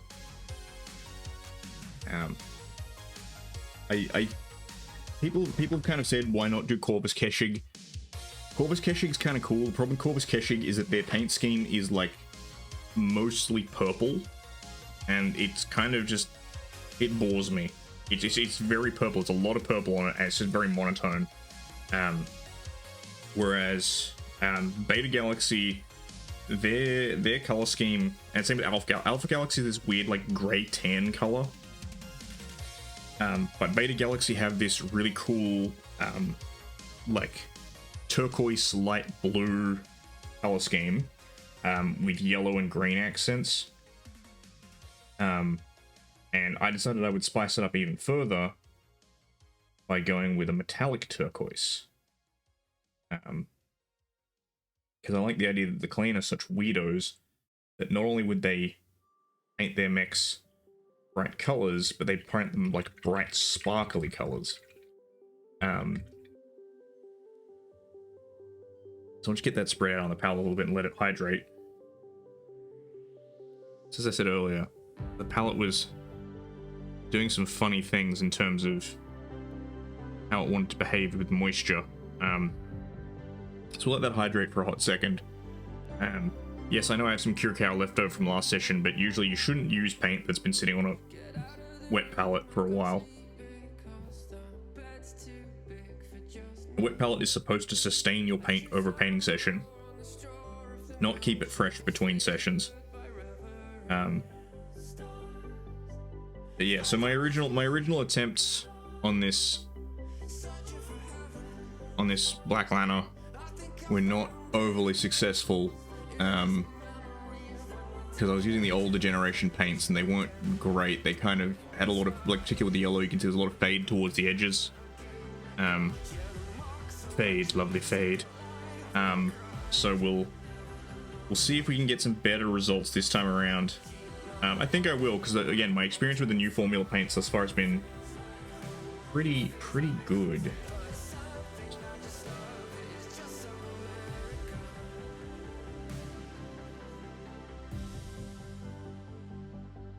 There we go, up on the area where we've got a bit more moisture.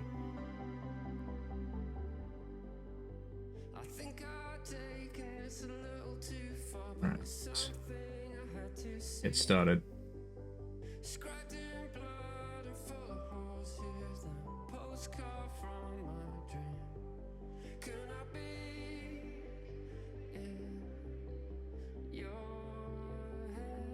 Yeah, that's covering really well. Apply some more coats, but it's going on smooth, which I like. It is a very heavy pigment, but it's not really clogging the details, at least not right now.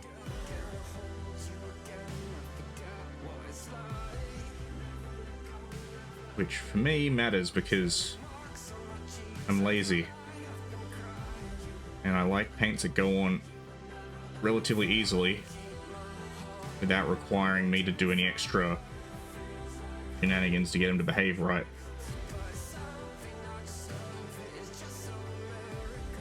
Because that's one of the criticisms of the Warcolors paints a little bit, is that they use a gel medium, which isn't unheard of in miniatures paints, but it's a bit unusual. And some people say, oh, well, it's because they're made for blending. But the counterpoint some people make to that is, well, you know, if you, like, they go, oh, it's made for blending, you're just not using it right. And some people go, well, if you can use a paint wrong, then it's not a very good paint. So, just doing some quick adjustments.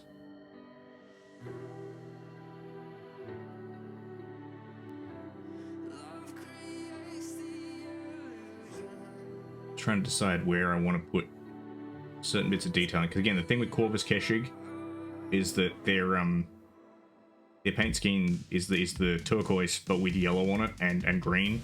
So the green's going to go on like the gun pods and stuff, and the yellow will be on the joints, and the yellow will be on like these big joint actuators up here. Trying to figure out where I'm putting the rest of it.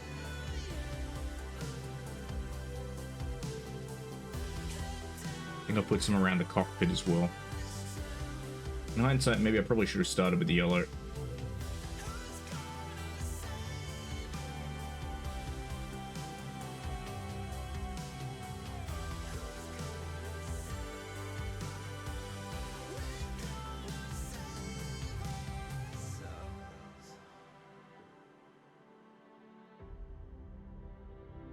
can maybe come back with some of this later, maybe with the silver or something if I want to pick out certain mechanical details. But the thing I find with Battletech is that you don't have to be overly discriminating with a lot of the colors. You can just block in large areas of color and it'll look fine. Like, unlike Warhammer, where it often does benefit, the nature of the miniatures benefits from a lot of, again, very, very distinct color separation. Battletech often looks just good with just big areas of flat color on them.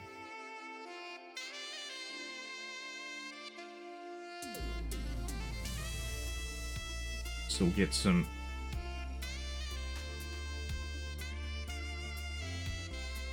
flats on there around the torso actuator.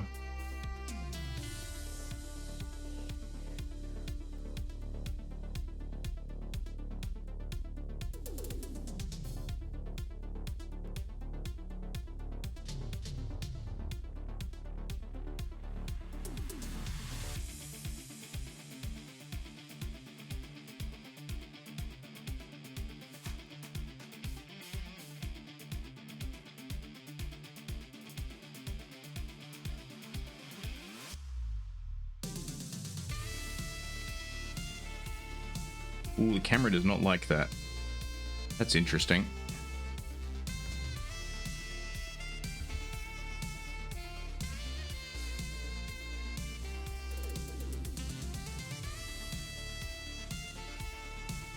Okay.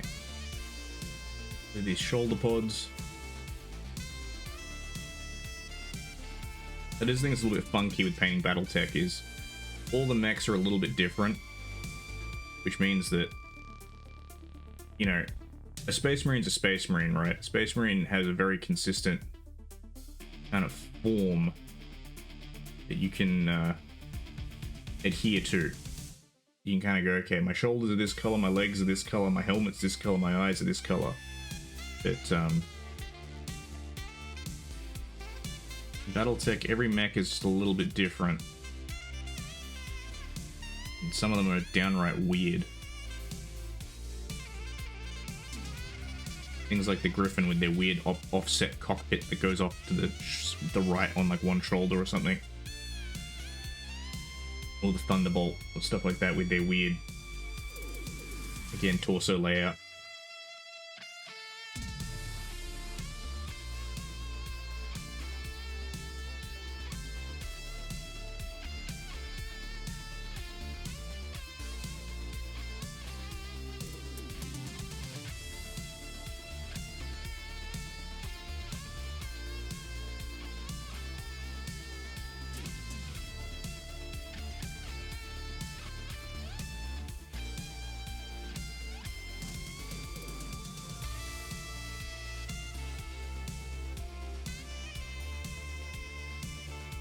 So I think, yeah, main torso in turquoise works.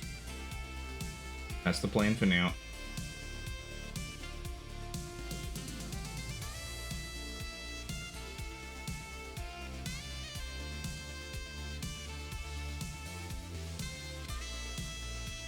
The other thing as well is it was a while ago that I painted my my Black Lana, so I just need to see what are my terrible bits on my Black Lana. Okay, so I did yellow on parts of the shins of the Black Lana and on parts of the legs. So I'll see if I can copy that. And this guy. Okay, so I might make these panels that I just put a splodge of turquoise on. I might make those yellow. A bit more water on here just because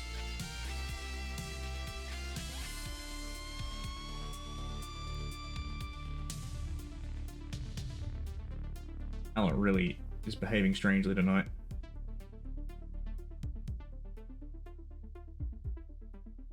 Yeah, there's a bit of texture.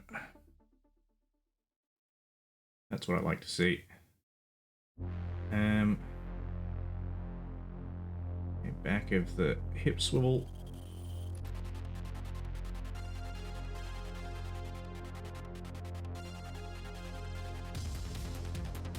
Get that off because I don't know if I want that to be blue.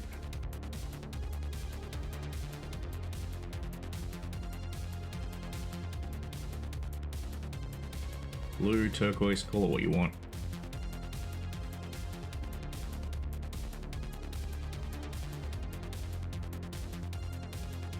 This is one thing I do dislike about BattleTech miniatures sometimes, is that they come pre-built. There's no disassembly here, so I can't really do it in assemblies, otherwise I would left the top half off the legs.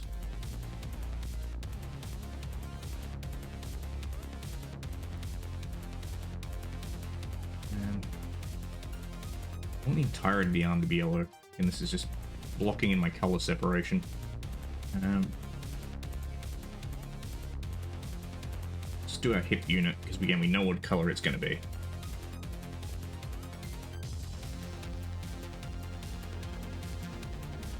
And there are no real rules for this.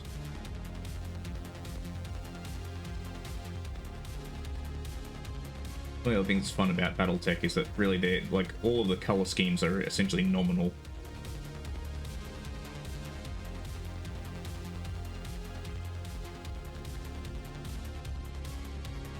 Especially for the clan, like any clan pilot could probably paint their mech any color they wanted.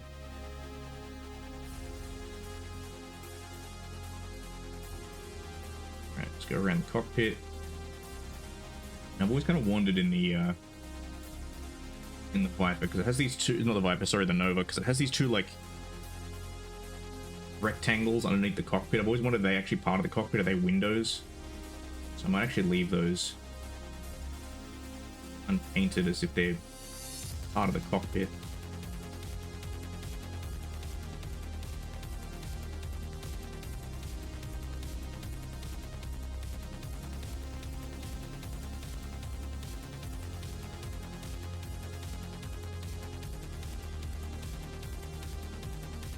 I have a little trick. So some people jewel their cockpits for BattleTech. They like blend the color on them, and then they put a little white highlight on them to make them look like they're a reflective surface.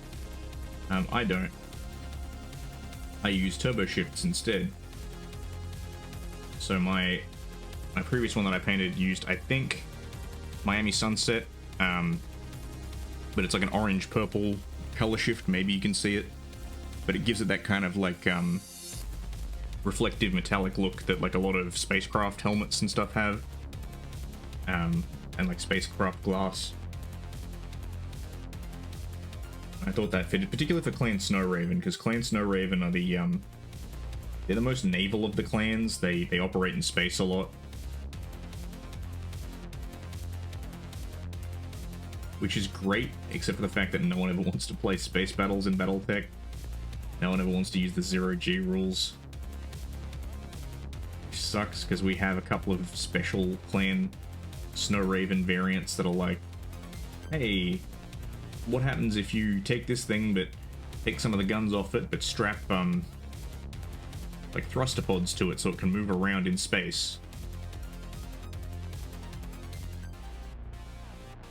Which is great if you want to fight in space, useless if anyone wants to fight you anywhere else.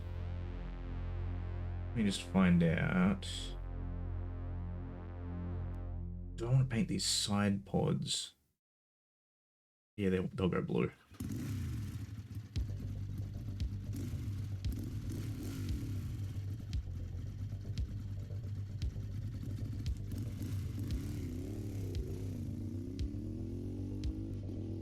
So I was thinking if I wanted to make them yellow or not.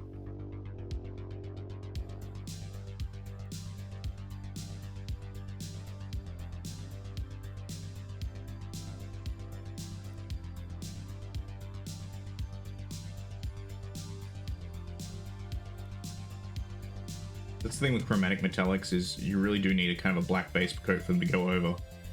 If you mess up, you kind of really do need to go back over it with black. Just painting straight over the top of a chromatic metallic. Sometimes it works, but most of the time it doesn't.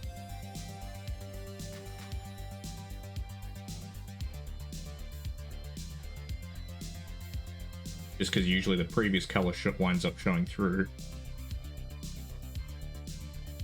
And it's ugly.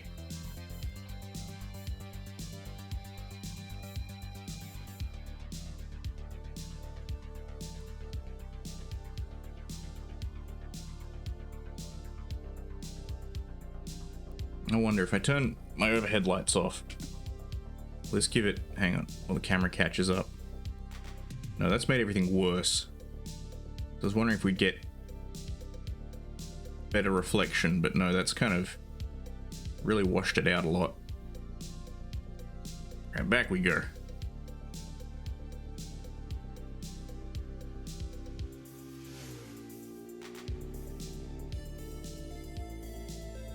Probably rinse my brush. That's something I forget to do with enough frequency. Means I get dried paint in my bristles, which isn't nice. It's not nice.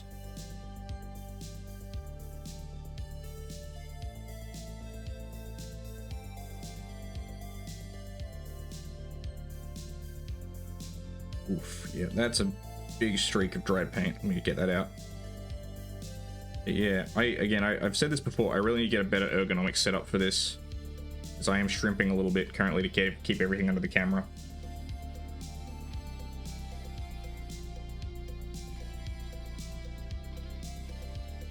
But unfortunately, I only have one room to stream in. I'm not in a position where I can spread out into a different room. Because I can't run my setup into it. Like, I don't have a second computer, and I can't run cameras to a different location. One day, perhaps.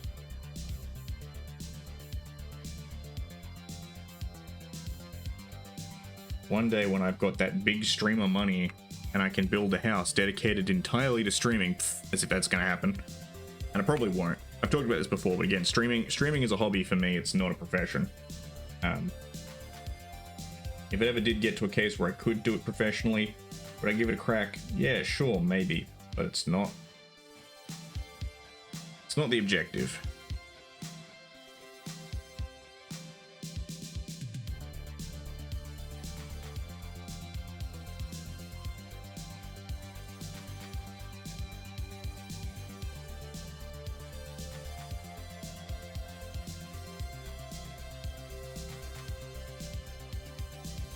I'm gonna check something. How did I... Yeah, that's mostly blue. Okay, yes, the legs are mostly blue. It's just the joints that I need to worry about. Again, there are no real rules for this, but I like to try and keep things consistent.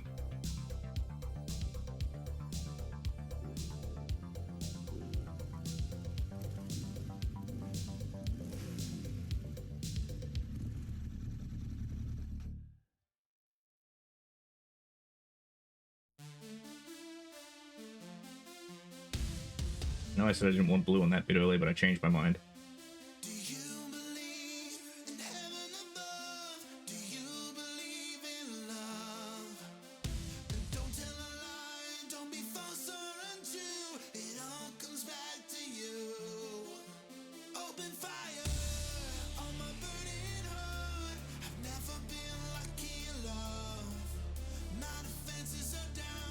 We'll ignore that bit because that's the joint, which I want to paint yellow.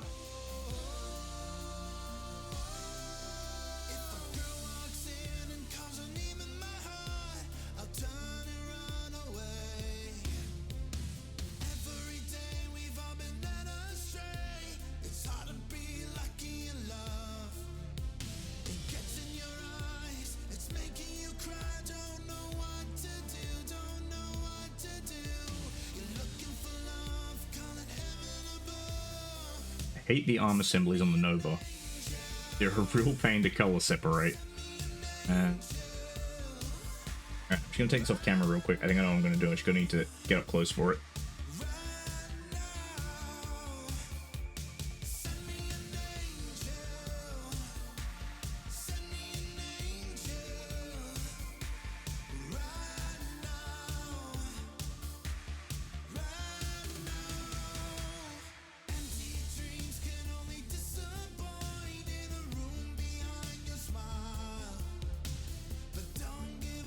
Gonna block these in real quick. Once I've got it blocked in, it'll make it much easier for me going forward.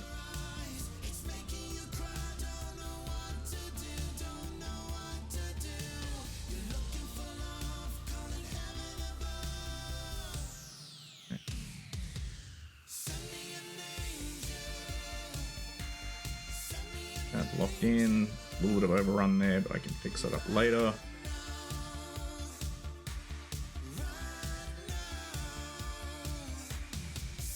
Okay, so I've kind of blocked it in here. So that central round bit will be yellow. This top strap will be yellow, but the rest of it's going to be turquoise.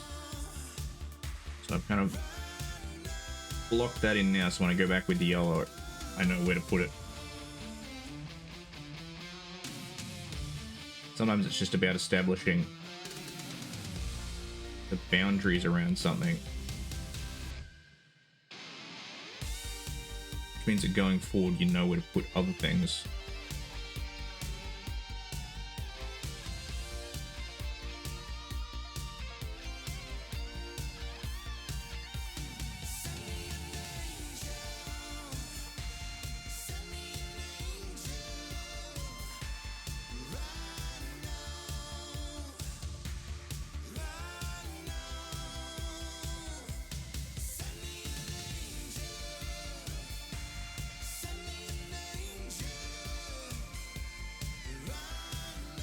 And then the arms, obviously, they'll be getting the green. That's one of the weird things about Beta Galaxy.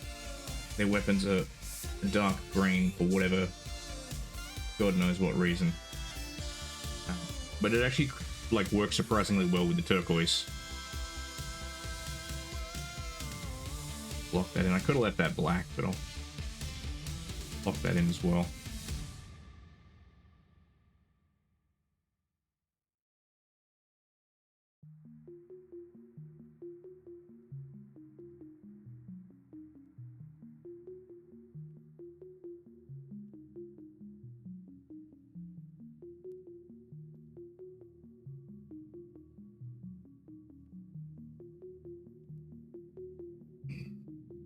Now here's a question. What did I do for the... Yeah, okay, that was just turquoise. Yes, we'll do that for the... What will I do? I want to make that yellow. And actually, I'll do that yellow. For the weird, like, bit under the cowling.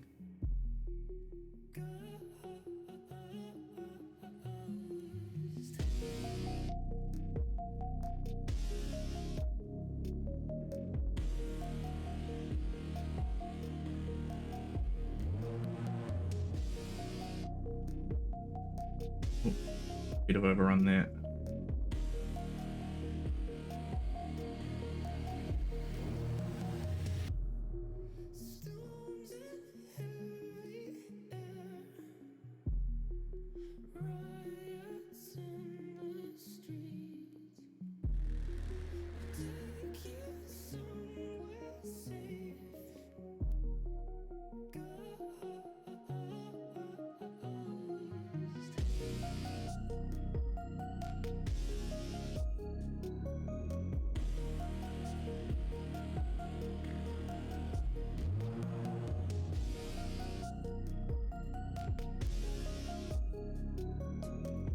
That'll be yellow.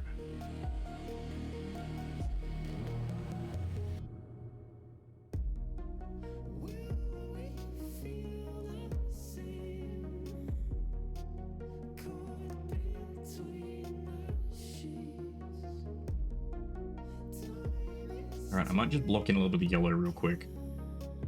Let some of that turquoise dry. Actually, how are our bases coming? Oh, they're getting there. Still a little bit tacky, but they're almost dry. So once they're dry, we might go back and glue down some of our little fellas.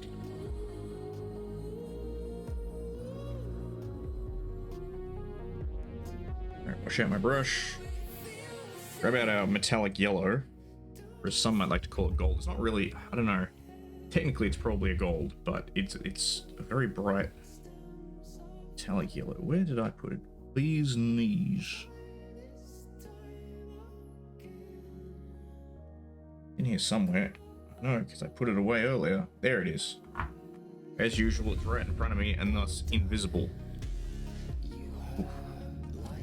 My shoulder is itchy. As you can see, the wash line, it has separated out quite a bit. So, welcome back to the ASMR zone. And if you can hear that currently, the agitator hasn't started moving yet. Oh, there we go.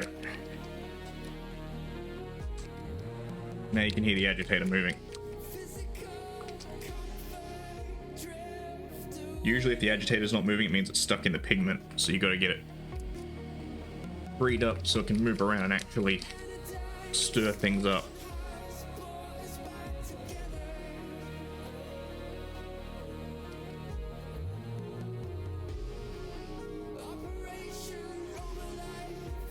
It's getting better, but we've still got a bit of a wash line you can kind of see, so we'll keep.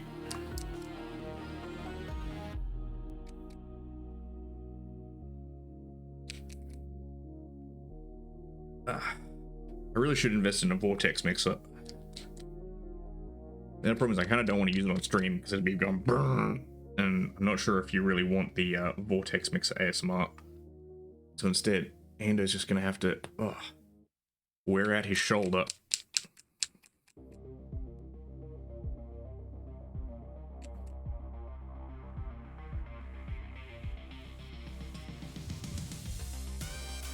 We're almost there.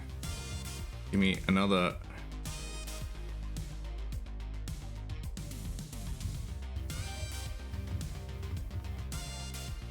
I need a break. Oof.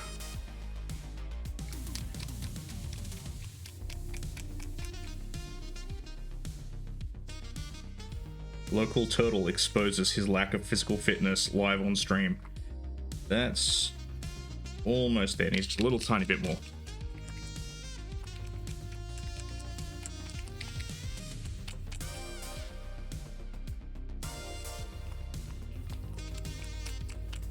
The other thing as well is like I prefer not to just shake it back and forth. I like to try and actually get a whip, like a kind of a circular motion into it, because I find that moves the agitator around more,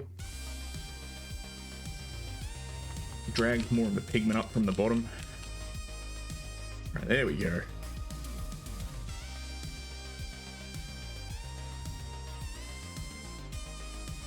Some of that down on the palette. 2, 3. It's a little bit left over on the out, so we'll just wipe that off.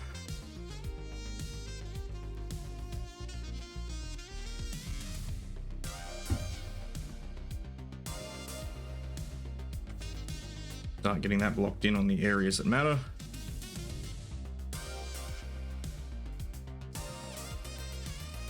Once again, this brush decides it doesn't want to hold the tip, and I don't know why. I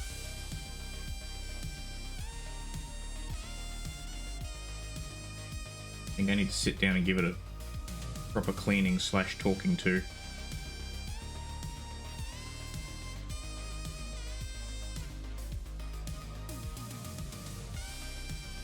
Hopefully not over thinning this.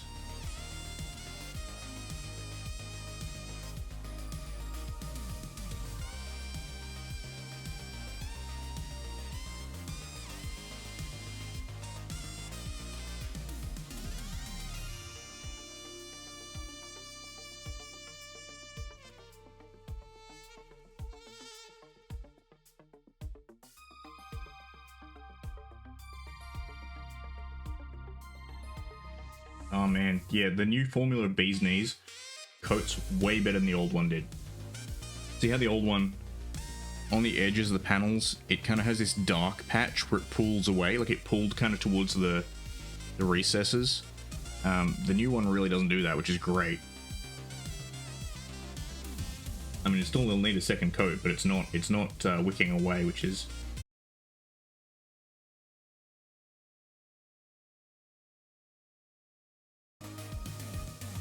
Hooray, we're no longer dead.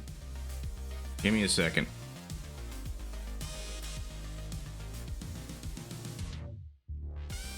Alright, hopefully this should have fixed a bunch of problems.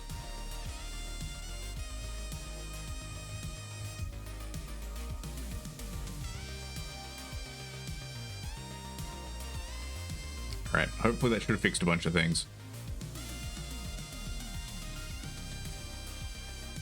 Hooray, 2 disconnects in one night.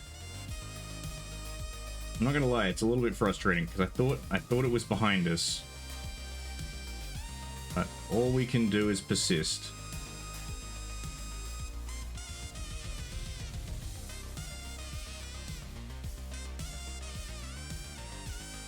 Gotta make sure I don't get excessive paint in the low points here. Because it is very pigment heavy, I do not want to clog up too much of the detail.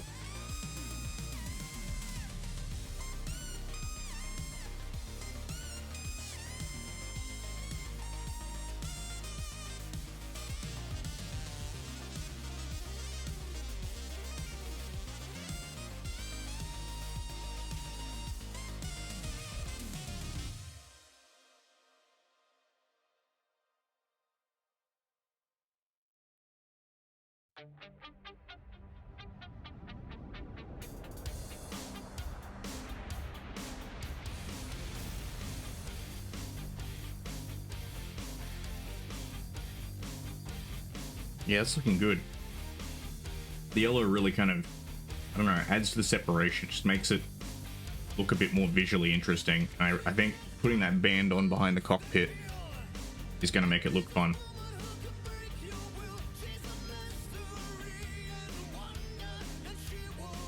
Beta Galaxy was the right choice.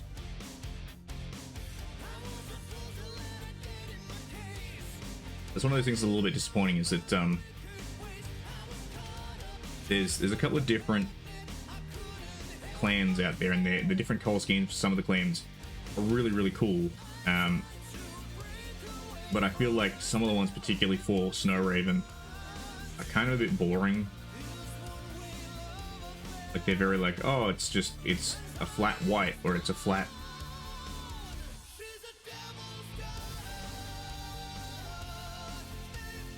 You know, again, as I said earlier, Corvus Keshe, it's just purple, really, with a bit of green detailing on it.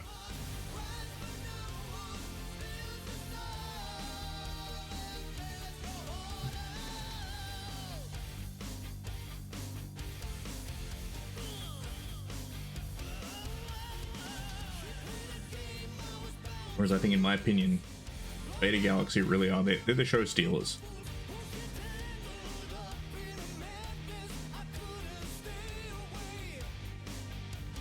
You put a clan star down in these colors, people are going to notice.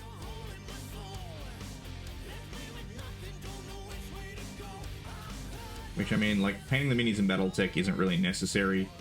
You can just play them in the bare plastic, but again, I find it adds to the experience when you've got a little bit more cinematic flair on the table. Yeah, that'll need a little bit tidying up, but I think it's adding to it.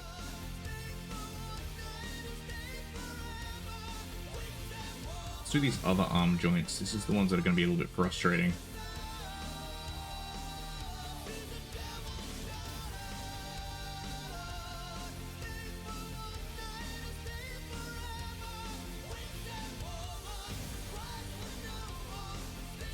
Welcome to the chat room. Welcome to my own chat room. That's the problem when you have a disconnect. It takes like 3 or 4 minutes to get back into the chat room on OBS, which means if anyone's been talking to me for the past 5 minutes, probably haven't seen it.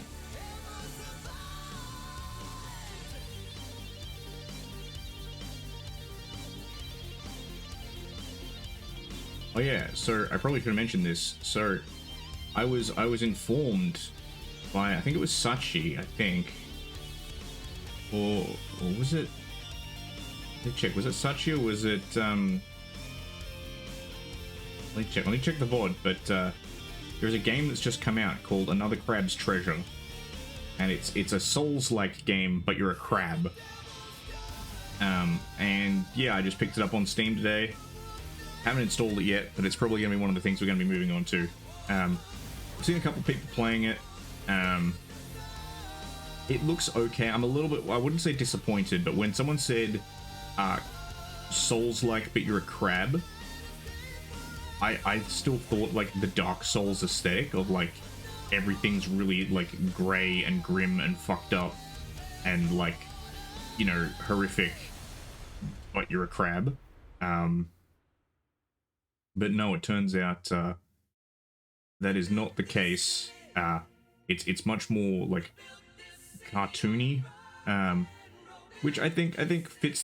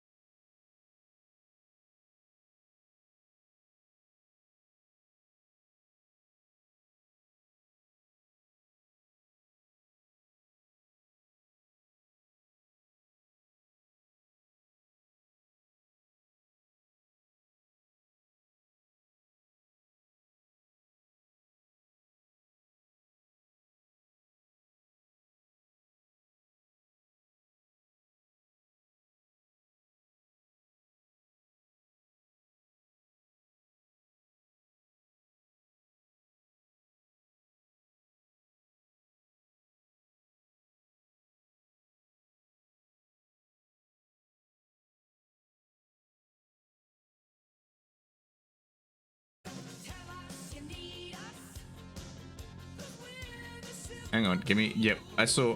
Give me 1 second. Press Q.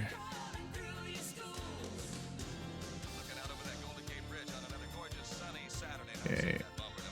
Rejecting refunds. That's right. That happens when I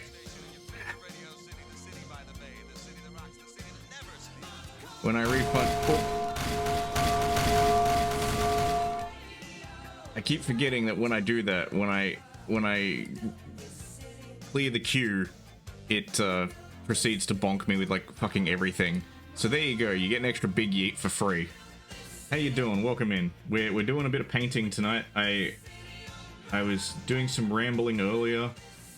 Oh, that's gone exactly where I didn't want it to go, but that's okay. I was talking about some games earlier, which we will talk about again in a little bit.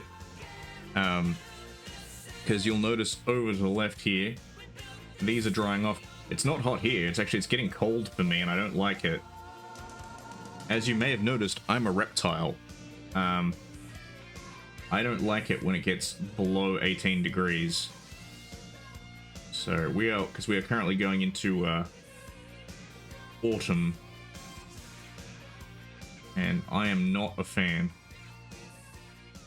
Alrighty, let's just that last little bit down there. Oh, that's right, I got the other elbow joint to do. Yeah, why is that gone all... Gee, that's okay. We can clean that up. It's looking good. We've got our yellow on. We've got most of our blue on. Oof. But I mean, look.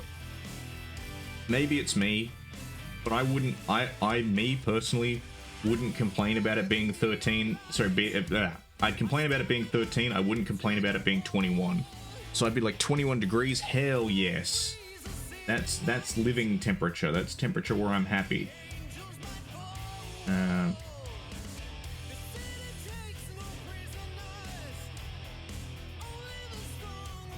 Of course, it decides it doesn't want to behave when I'm doing this one awkward part. Come on, there you go. Ain't on even.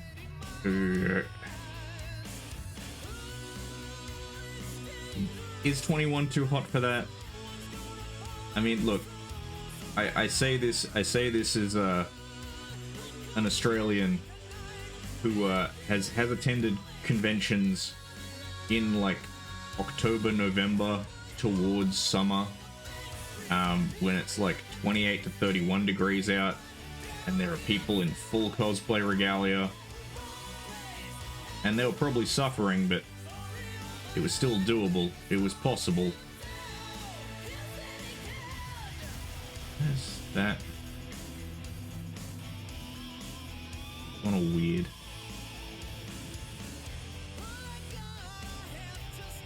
Here I was saying the paint performs really well, but for some reason on these inner leg panels it just decided it wanted to go really fucking weird. But anyway, we'll call that for the yellow right now, because we've blocked it in, so now we can go back to doing the turquoise.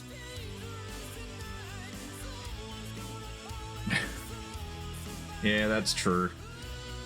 As for us, water falling from the sky, it's unnatural. It's unnatural, that much water.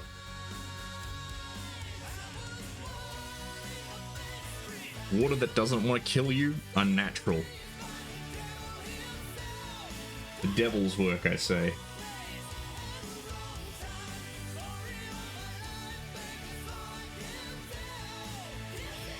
Let's block in some of this.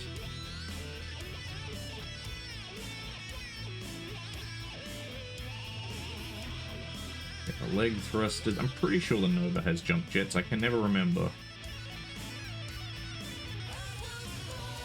The main thing I remember about the Nova is that it has a shit ton of lasers.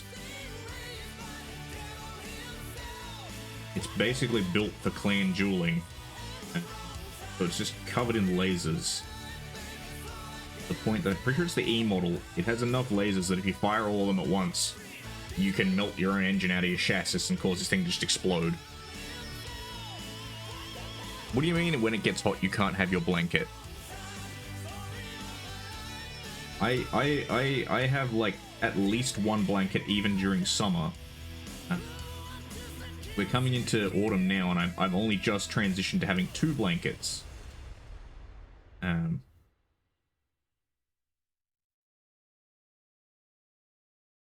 I'm always like a 1 blanket minimum.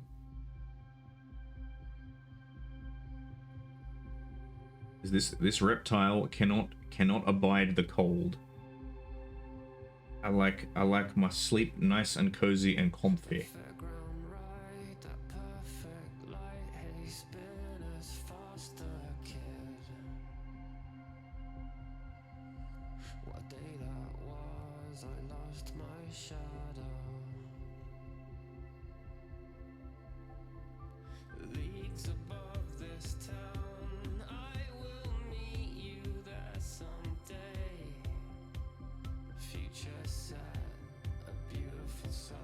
Yes, I've gotten out my second blanket, which actually has turtles on it.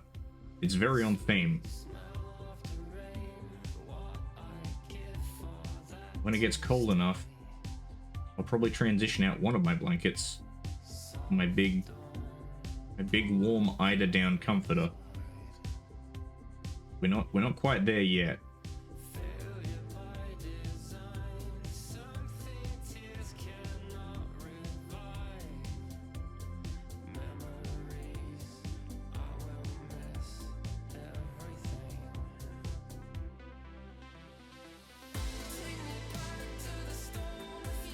Ah, an Udi. I don't have an Udi. I haven't quite gotten to that level of needing one.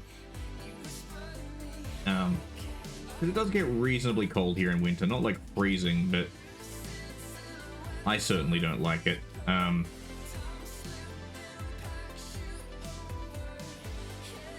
But no, the big one for me is fingerless gloves. I use computers a lot during work. Come wintertime, you'll usually find me wearing fingerless gloves so I can still type, but keep my hands warm.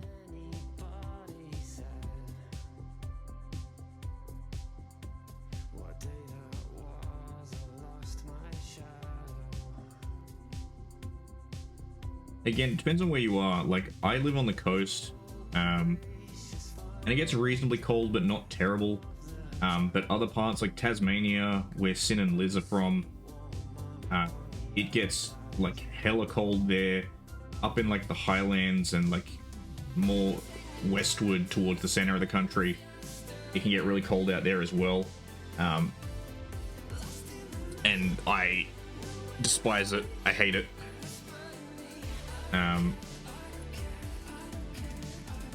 Gets really, really cold and I just can't stand it. And it does get so cold enough to snow in certain parts of the country. Believe it or not, this turtle can ski.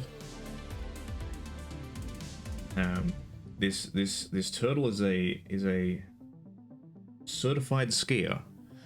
I actually have a set of skis. I haven't used them in a while though. That's a problem with being an adult and having work and other things. Well, part of it's also I injured my foot. I hurt my foot years ago, and I never really got around to sorting myself out so I can go skiing again. Not a big deal, but I just need to get some stuff sorted out with my boots. I have been skiing quite a bit. I've been lucky enough that I've also skied internationally, so I also Callie, welcome in. How you doing? I'm talking about the weather, boringly enough. Horse riding. Resident horse girl, I see. I know some people who horse ride. I could never get into it. Horses are large and they intimidate me. Some more water in. I don't know why my wet palate's being a bitch tonight. But how you doing, Callie? How's morning over in the north? Okay. I've ridden horses. I'm not very good at it. But I have skied. I ski, plural. I've skied many times in Australia. I've also skied in Canada, and I've skied in Japan. So fun story about skiing in Japan. It gets much colder in Japan than it does in Australia, right? Well, how do I put this? Bubbles, I reprimand you for vomiting on your mother, but at the same time, I respect your choice to choose violence. Use your powers of violence for good. Use your powers of violence to respect your mother. No, I don't encourage him. I don't encourage him to commit violence. I respect the choice. It's with great power comes great responsibility. Oh yeah, for context, Bubble, Callie here is a fellow. Actually, I'm gonna fuck it. I'm shouting out Callie. Callie here is a fellow turtle VTuber, and mother of Small Turtle, aka Bubbles. Let me. Don't you guru know? I must spread the glorious word of other turtles. It's my stream. I get to choose the nepotism. I get to go bother Callie when she streams. She's very fun. Lethal Company. How is Lethal Company? But yes, so fun story about Japan. No me, yes me. Japan gets much colder than Australia does in the skiing places, and their mountains are much higher. So, yeah, but no one's good. No one's good at Lethal Company. That's the point of Lethal Company, is that everyone sucks and you die and it's hilarious. So, when I wear ski boots, I do my ski boots up relatively tight because I like the feedback. I like the feeling of the boot on my foot when I'm moving my ski around. You know, it means I can really feel which direction my ski is pointing. So first day skiing in Japan, I put my boots on and I tighten them up to the full tightness, which is what I always do. Liz, and of course the sounds aren't working because everything broke. Hang on a second. Also, I may not be able to shout you out because I just shouted out Callie. Give me the hot second. Give me the hot second. Welcome in, Raiders. Hello. Eso. Yes, thank you for the flashbang to hide me while I do the shoutouts. How was the Mars logistics? Welcome in, Sin. Welcome in, Liz. How was the robots? Thank you, Liz, for getting this part of the stream muted. I need to hang on. I need to fix that one, Paradoxica. Everything crashed earlier. Thankfully, we didn't crash when Liz showed up, which is unusual. But let me just do fix the sounds, because everything broke and now I'm dropping things on the floor. All right, let me just. What the fuck do you mean my browser source is offline? Fuck you, sound alerts. Give me a second. Hang on. I'm glad you definitely delivered pizza very well, and I'm glad the robots were very good. Rip pizza. Hold on a sec. All right, let's see if that fixed our sound alerts.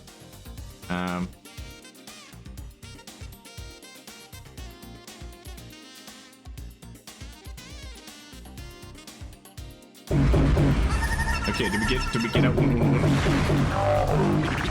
Yes, we did. We got out un. Very good. Excellent. Un. Yeah, welcome in, everyone. So, for those of you who don't know me, which is unusual, my name is Ando. Well, my name is Takame Ando, or Ando for short. M Turtle. I do a variety of things. Tonight, I'm not particularly animated because I'm doing hand cam stream. I'm painting. And painting camera is over here, but face tracking camera is over there. So I can't face track and camera at the same time. Otherwise, I just wind up looking like I'm trying to break my own neck. So at the moment, we're working on this. This is a Nova from BattleTech. So I'm painting this up in my clan colors, Clan Snow Raven, Beta Galaxy. So when it's done, it should hopefully look like this, but better, because I'm using newer versions of the same paints that'll go on nicer and cleaner, and it's already looking better. The yellow is looking a lot nicer. Well, I mean, look, how do I put this in? I got a bitty titty committee. No, I got a bit of a presence amongst yours and Liz's communities. I'm a big man about town, so to speak. And by that I mean, I got nothing better to do than lurk your streams. No, that's not right. Maybe. Fuck. I'm not. My brain is smooth once again. My point I was going to get to is that most of my community overlaps with the both of yous, so people know me because they know you. Anyway, yeah, the Itty Bitty Kitty Committee. Excellent. So that's one thing we're working on. The other thing we're working on, having distracted myself with my own rambling, is this. This is what we were talking about earlier in the stream. This is Botwar. This is like the ode to the 80s. This is everything 1980s. This is I'll show you one I painted. I didn't paint this on stream, but I'll show you one that I painted previously. So this is like everything 80s. It's G.I. Joe, it's Transformers, it's Street Sharks, it's I don't know what else. Probably like, I don't know, a bunch of other stuff in there. I'll remember eventually what other things are in the game. So put that back up on the shelf. So yeah, so I got some bases that I was texturing because we're gonna stick some dudes to them. So I talked a bit about the game earlier, and actually these are dry now. So what we do is might let this dry for a hot minute, and we'll do some gluing. So thank you, Liz. Thank you for being my timer and reminding me that things are done. I got some little dudes. I have some little automobiles. So this is, for context, Botwar occurs in an alternate history 1980s. So it's the main storyline's roughly 1985, and it's basically aliens have shown up on Earth. There's a couple of different species. There's the overlords, who are like compulsive gamblers. They basically invaded the equivalent of the Soviet Union, the Red Star Nation, and just hold kaiju fights that they gamble on. And then you have the democracy, which is kind of like the equivalent of NATO. They got invaded by the Atlanticans, who live in the ocean. And then you have the bots, who showed up, the Valiants and the Deceivers, and their various sub-factions, who are kind of like fighting their own war, but on Earth. So the Alliance, the Valiants more or less are allied with the democracy. And so the democracy got access to a bunch of bot tech, which they used to build this stuff. This is Special Branch, and they're basically like Earth vehicles that have been upgraded with bot tech. So they have like flying cars and shit. It's kind of rad. So we'll be super gluing these guys down and getting them spec'd up. But yeah, I recommend checking out Bot Wars. It's produced by an Australian company called Traders Galaxy. They're based in Queensland, I think. And they're a pretty small company, so I spruik them whenever I get the chance. I like it when people make cool things, so by all means, they just unfortunately just finished having a sale. Otherwise, I'd be like, go and get things for cheap. Oh, that's not quite dry yet. That one at least. I mean, I could probably start gluing these down even though they're not fully dry there. That one's still very wet. So it doesn't really matter too much. Yeah, screw it. I'll start gluing them down. It doesn't really matter too much. But yes, my apologies for being all presumptuous. Raiders, if you need to go and like eat or sleep and dream about eating or other things, by all means do so. Thanks you all for dropping in. If you want to hang around. We'll probably be going for maybe 30 more minutes. I'll be doing a bit more building, a bit more painting. We'll be getting a couple of things going on. You'll get to listen to Ando rambling about things. I was in the middle of telling a story about how I almost crippled myself skiing in Japan. Exactly, eating dreams about eating. Are they your dreams or are they the dreams of others? Let's find out.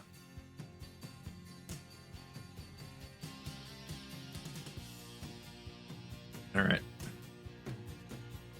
Time to lay down the boys.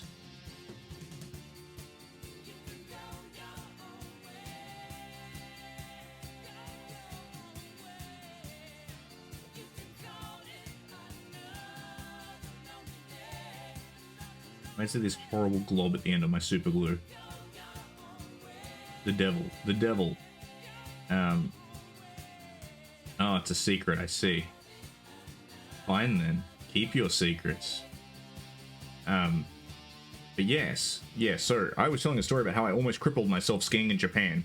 For those of you who don't know, yes, it does snow in Australia, and yes, your turtle can ski. Your turtle knows how to ski. Your turtle has skied many times, and has skied, in fact, in several countries other than Australia. He says, sticking his little toy automobile down. As they say, nice. So, when I wear my ski boots, because I have long, skinny feet, I like my boots done up nice and tight. So usually I have them set up to the maximum ratchet position, so it is nice and tight on my foot, and I can feel which direction my skis are pointing in, because I don't like slop in my ski boot. And in Japan, it gets a lot colder than Australia. So I get on the ski lift to go up to the top of the mountain, because the mountain is much taller than in Australia. And we're going, and it's getting colder and it's getting colder. And, you know, I go up the top and I do some runs, and it's getting colder and it's getting colder. And what I'm not realizing is, well, what I've forgotten is that, well, when it gets cold, things shrink. Namely, my boot. So my boot, which is done up at maximum tightness, is now shrinking around my foot and basically like crushing my foot. And my feet basically went numb. I couldn't feel them. Yeah, exactly. Don't want any slop in your ski boot. Got to keep that slop out, Liz. So I couldn't feel my foot. And so I stopped off at like one of the halfway stations and basically like limped inside and sat down and undid my boots and took my boots off. And probably one of the worst pains I've ever felt. I mean, I've had some pretty rough ones, but like that feeling of like blood coming back into your foot when it had previously been constricted off, it honestly felt like it felt like I had knives inside of my foot. So I sat down for like half an hour, let my foot recover, or feet, so to speak. Hey yo, feet on stream. Well, that is off center. I don't like that. That's better. So I let my feet recover. And then I went back out and skied. But I learned my lesson. And so every day after that, what I did was, instead of doing my boot up to the full tightness, I'd do it up like a couple back, ski for like an hour, wait for my boot to shrink, and then once it had shrunk, I'd ratchet it up to full tightness, and it would be fine. It was just the realization of like, if you start tight, it's only going to get tighter, had not occurred to me, because in Australia that's not a problem. It never gets cold enough for that to happen. But yeah, it was definitely concerning. Let's put it that way. And it was really awkward as well, just because like I had to walk into this place. And walking in ski boots is awkward at the best of times, because those of you who know worn a ski boot, ski boots lock your foot in like an ankle, like so it's not a 90-degree angle. It's more like a 85-degree angle. It puts your knees slightly forward, and the boot is like plastic. There's a bit of play in the ankle joint, but it's like plastic, and it always keeps your foot slightly forward. If that was a good diagram. And so yeah, like it's kind of awkward to walk in a ski boot normally when you've got like feet that are numb but also in pain. It's kind of even worse, where you're like, ugh, I don't know where I'm putting my feet. I don't know what I'm doing. Alright. Armadillo. Can we get you down? I think we can. This one at least has multiple contact points, which is nice.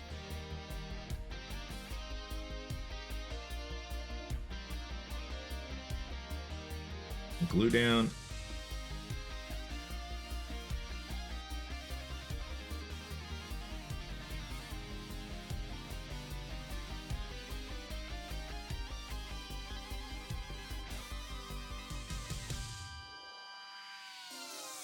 Whoop.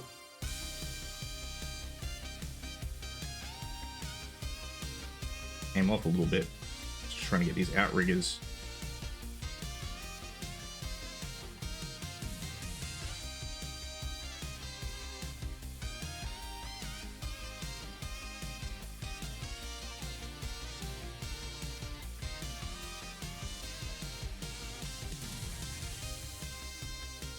Yeah, that'll do. It doesn't have to be perfect.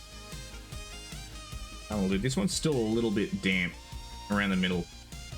I'll wait for that to dry a little bit more. Now comes the next question. Do we want to say I decided to glue that one again as well, but I only did 4 bases. So do we want to glue down Deep Dive, which is the wet one, the amphibious one, or do we want to go with whatever the 6-wheeled one is? I can't remember what this one's called. I should probably put a lid back on my super glue while we wait.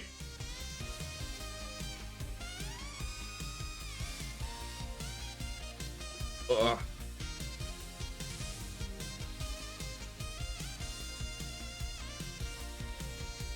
I said it earlier, but I'll say it again. I really need to come up with a better solution for Theory Thursdays and for all my hand cam stuff, because I am shrimping. I always end these streams, and while I have a good time, my shoulder is always fucking killing me, just because I'm always shrimping. I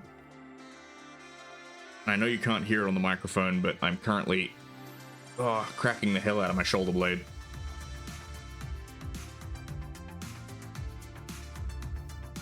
That's a good question. I might... That's right, I forgot to do that elbow joint. I'm gonna let that dry. I'm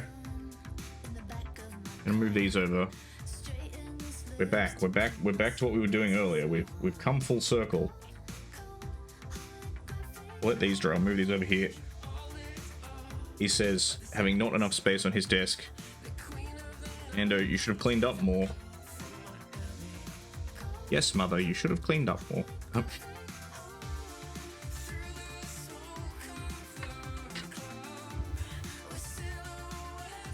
Alright, clean that out.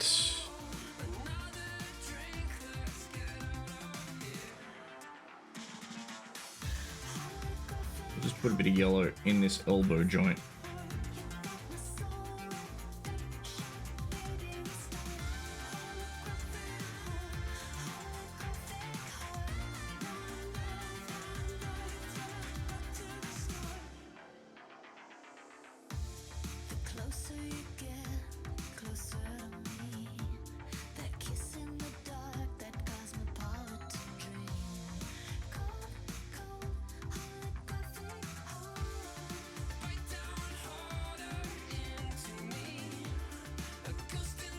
I also really should get a better camera. I think I got led astray a little bit in that, so the camera I use is a document camera, and it's okay. And I think it could be good for certain things, but I got led astray a little bit because I did a lot of research of like what cameras were good for streaming painting minis. And there was a particular article that broke it down a bit and talked about things, and it said that document cameras were good because they're good at running for long periods of time without overheating. Because the problem with webcams is sometimes they can overheat. And the same with like a lot of people who paint for a living, like and stream it and stuff. They use like DSLR cameras. They use like expensive like Nikons and stuff like that. By all means, Liz. By all means, go have an eat. You have had a big day. You've had a big day of successfully delivering pizzas on Mars, right? You've earned some eat. Go rest upon the moon, you brave little owl. I'm glad it was good. I will have to catch up on the VOD. And yeah, I'll put some stuff in the Discord so you can see some not washed out colors. But yeah, the point I was getting to is that, yeah, like a DSLR is expensive, and I'm not going to pay for a DSLR just to paint minis on stream, at least not at the moment. And also DSLRs can have overheating issues because they're not designed for filming, I guess, because a lot of people buy them to do dual purpose of like streaming minis and then also photographing when they're done. Because mini photography is another one that's it's a bit of a skill. It's a skill I have a little bit. I know how to do a little bit, but some of them it's interesting because Louise Sugden, who runs Rogue Hobbies, she did a video on how to do mini photography, and some of the tips in it are actually really good in terms of like like one of the ones she talks about is the rule of three of like, when you take a photograph of a mini, you should take it at an angle where like the height of the base should be like the same as the surface of the base in terms of angle, and things like that, which is, you know, you don't have to follow that rule, but it's a useful one for getting a good angle and stuff like that. But there are some other bits where she's talking about like, use Photoshop, and I'm like, okay, like that's great for certain things, but I'm not really what you would call a skilled Photoshop practitioner. So it is one of those things where I'm kind of like, I don't think I'm really in a position where I can really get the best looking photos that people get out there. There's one actually Games Workshop do a lot, and you can see this sometimes, is they'll actually Photoshop bases.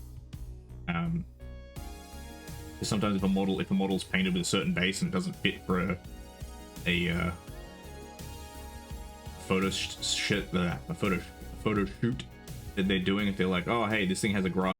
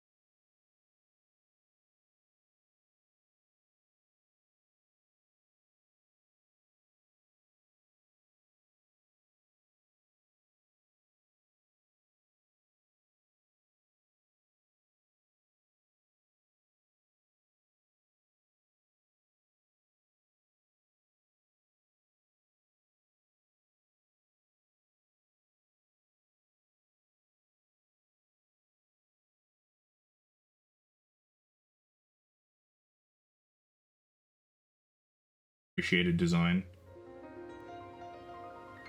Because everyone, like, the Timberwolf is the classic clan mech. That's the one that everyone loves. And I'll admit, I'm a simp for the Timby as well. Right?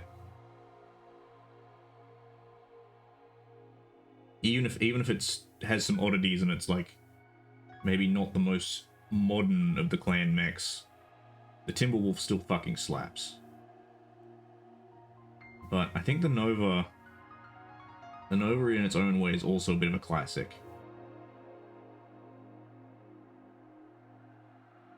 Like, it's gun. It's just strap a shit ton of lasers to something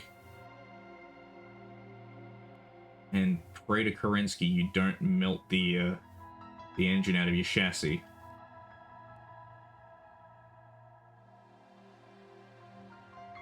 Which is why I'm actually kind of looking forward to it. So Mech Warriors 6 is coming out. Stretch. So Mech Warriors 6 is coming out, and they've confirmed that the storyline is I think the clan Novacat, and it's the start of Operation Revival. Now, for those of you not into Battletech lore, I'll give you a quick primer. Basically, you have the Inner Sphere. The Inner Sphere is basically the galaxy. There's a bunch of different political factions there. They were united once upon a time by a body known as the Star League. The Star League was led by House Cameron. It was kind of like a first amongst equals sort of situation. Of like, we're in charge of you and technically we're all equal, but do as we fucking say. And then there was a whole civil war. House Cameron got overthrown. And ultimately, it wasn't a civil war, it was a coup. And then the coup got stopped by a guy called Alexander Kerensky, who was the general of the SLDF, the Star League Defense Forces.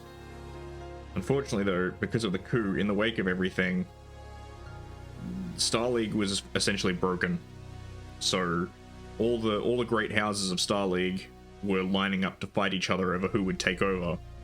And Kerensky was like, nah, fuck that noise. I'm not standing around and gonna wait for you guys to start a civil war and expect me to join on one of your sides. So he basically took the majority of the SLDF and left. They basically left the galaxy. And out on the fringes of space, they basically looked for somewhere to live. And they eventually found a place to live, what was known as the Kerensky Cluster, because Alexander Kerensky died when they reached it. And his sons took over. Well, son, singular, one of them died. That was Nicholas Kerensky. And he basically decided, nah, fuck this noise. Because they basically had a bunch of pseudo-civil wars start breaking out because of reasons. And he's like, nah, screw this. You know, we are the heirs of the Star League. We are, you know, the most noble sons of the Star League who left rather than fight a civil war. So I'm gonna rebuild our society as one of noble martial virtues. You know, we're gonna be the guys who fight with honor, and we're gonna, you know, one day return to the Star League and set things right. So he basically rebuilt their society to be highly militaristic and kind of weird. And thus the clans were born, because it was separated into, I believe, off the top of my head, 20 clans? Maybe I'm wrong. And then Operation Revival is when, 200 years later, the clans came back to the Inner Sphere. They were like, oh, by the way, we're fucking back. And the Inner Sphere didn't know who they were, because they knew Kerensky had left, but they thought he was dead. Like, they thought their whole fleet was dead. So suddenly these really advanced and highly trained warriors showing up start wrecking the place. And so that's Operation Revival. It doesn't succeed. The clans are ultimately defeated at the Battle of Tukiad. But yeah, so we're usually, most MechWarrior games are set like from the Inner Sphere side when Operation Revival's kicking off. Which is why I think it's really interesting that this one we're actually playing as clans. For MechWarrior 6 we get to play as the clan. Well, not the clan. Clan Novacat. So one of the big things that clans have is what's called Omnimechs. And the Nova here is an Omnimech. Now you might be like, what the fuck is an Omnimech? Well, the answer is quite simple. So a regular battle mech usually has fixed weapon loadouts, right? It's like, this is a, you know, catapult. It comes with 2 LRM-15s, 2 medium lasers, 2 light lasers. That's it. That's its loadout. And then it might be like, oh, there's the Catapult E. It has, you know, it swaps out the missile launchers for a pair of particle pulse cannons or something like that. But it's very much a case of like, you get this and you get it, and you don't get any options. The clans have what are called omni-mechs, which basically let them swap out the weapons, which means that they can keep all the good parts without having to trade off. Because usually in a lot of the inner sphere mechs, when they change something, it's a trade-off. It's like, hey, we traded off armor to make this thing go faster, or to swap out the guns, we had to downrate the amount of ammunition it carries or something. Whereas clan mechs, it's like, nah, we don't need to change anything out. We just swap the guns. It makes them more expensive, but it does make them more flexible. And the Nova, I'm pretty sure the Nova's an Omni-Mech. But the Nova is built for a very specific part of clan culture, which is dueling. One-on-one duels. And it's basically just, as you can see from the arms, loaded the fuck out with lasers. The Nova is kind of a meme mech in the sense that it is known for the fact that it generates an absurd amount of heat if you fire all of the guns at once. Such that on the Nova E, and I'm pretty sure the D model as well, if you fire all the guns at once, I'm pretty sure on the D you shut down, like it's just you generate enough heat that you overload your mech and it shuts down. On the E model, I'm pretty sure you generate enough heat that it will then not only shut down, but you will deal enough heat damage to yourself that you basically explode.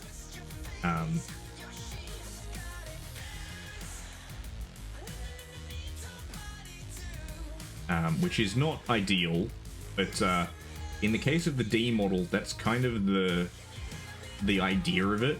As I mentioned, the Nova is very much built around the clan idea of dueling. And it's this idea of, like, you're in a mech, your opponent's in a mech, and the Nova just gives you enough firepower that you can blow the crap out of them in, like, a single hit. And they're like, oh cool, you overheat and shut down. So what? You've blown up your opponent. They can't do anything about it. That's the idea of the Nova. It is, shall we say, very good at what it does, but not always ideal for an actual, open field engagement. When you're fighting multiple opponents. Man, I need to... What the hell is going on with my brain? Words are not English lately.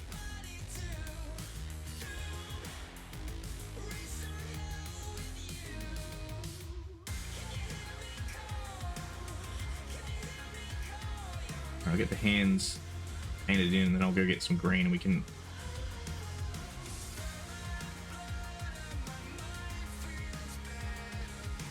do these weapon mounts.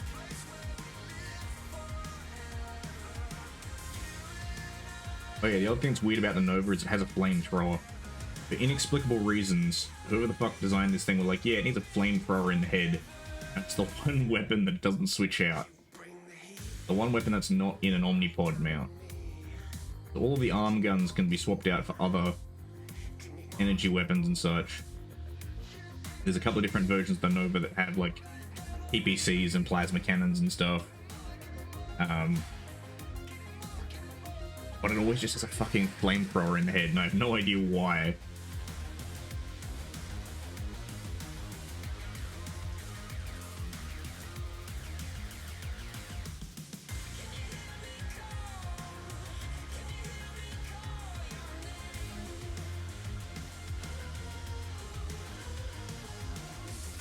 That's a problem with some of the older clan mechs from the 90s, is they have some design decisions that you just look at and scratch your head and go like, why the fuck have you done this?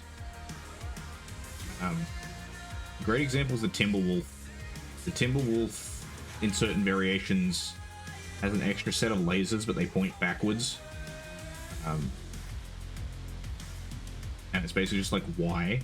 Like, when will I ever need a pair of lasers that fire behind me?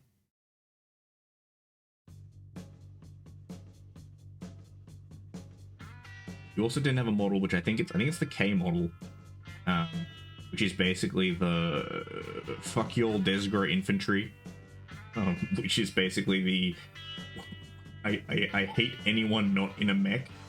It's just the cover it in machine guns and like light auto cannons and anything that will fuck up an infantryman. And it's like, you desperate infantryman, how dare you not be in a mech to fight me?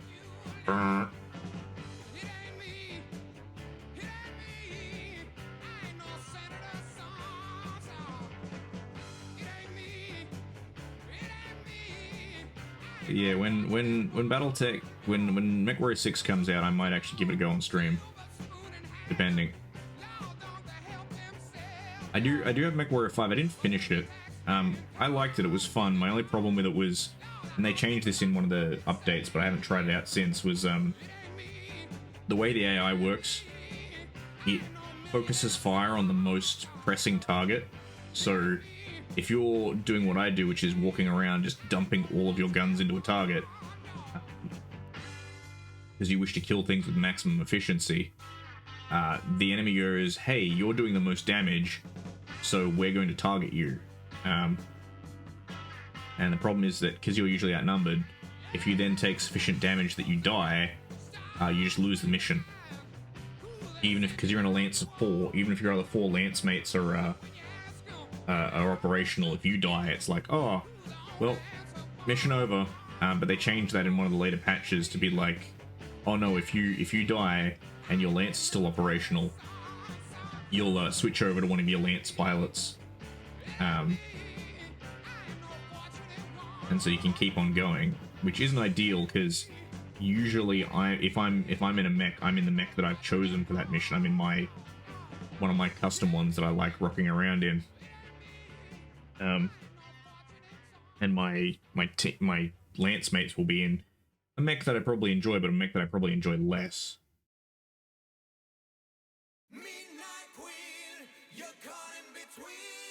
At least you don't lose the mission straight away. Because there's a couple of missions I've had where, like, it's, you know, assault a city or whatever, and there's a lot of enemy defenders, and I'll rock out in something like my Cyclops or something, like an assault mech. Like my Cyclops or my Orion. You know, assault mechs that are really designed for taking a hit and trading, you know, doing a lot of damage. But even then, just because I'm dumping so much firepower into the enemy, they'll be like, oh, you're the main target, and I'll just get annihilated before we reach the end. And I've seen some guides online where they're like, oh, you can alleviate this by, you know, firing less and getting your lance to do more. You know, directing the fire of your lance more. But I find it's just not as effective.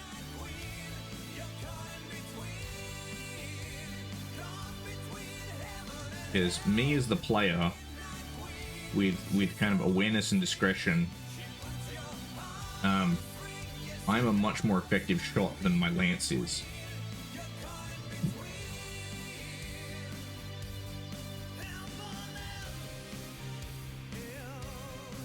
Because I know all the weak spots and stuff. I know the places where I should be focusing my fire in order to bring down an enemy mech.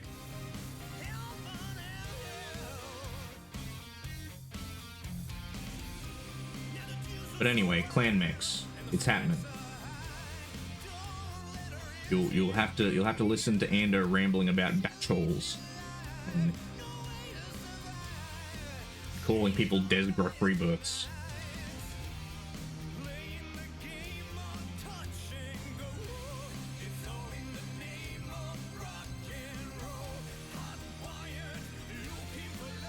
Let's get that in there.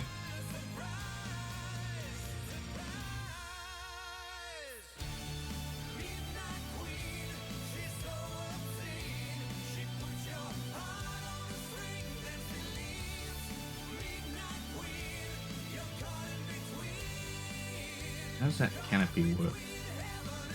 Ah, I see. Okay, well, we can call that there for now, at least on the turquoise. Well, actually, no, I can't. I missed a little bit.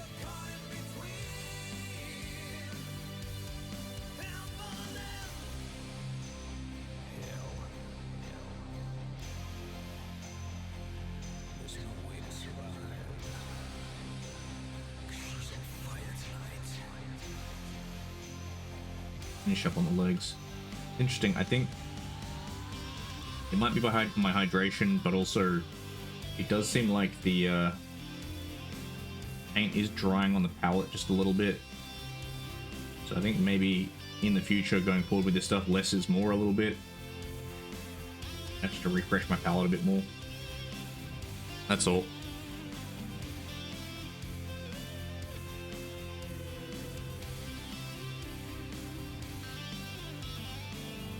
But yeah, that's looking real nice.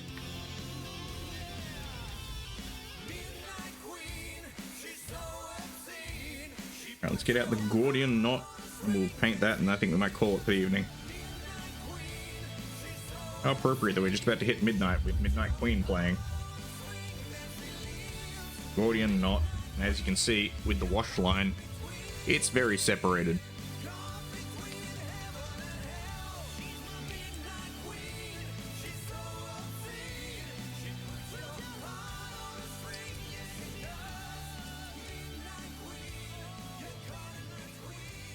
Oh, come on.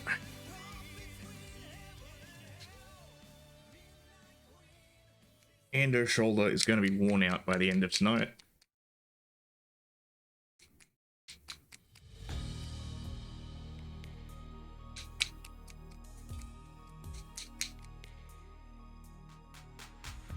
Man, do it.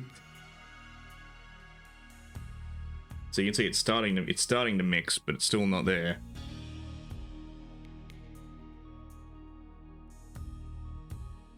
Oh. F in chat for Ando's shoulder.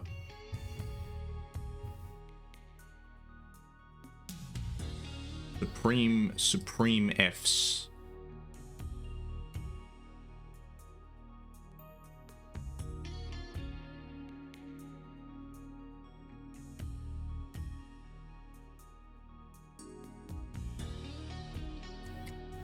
All right.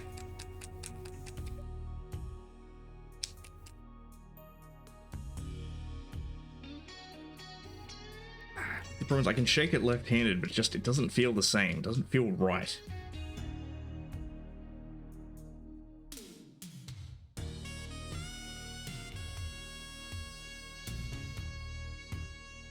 Feels wrong. It feels unnatural.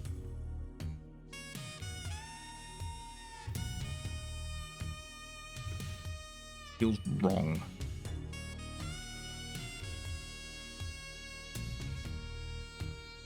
Feels unclean.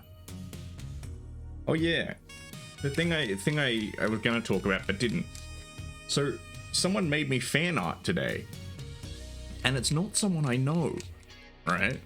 It's, as far as I'm aware, they might follow the channel. I don't know, but they don't follow me on Twitter, and I don't follow them.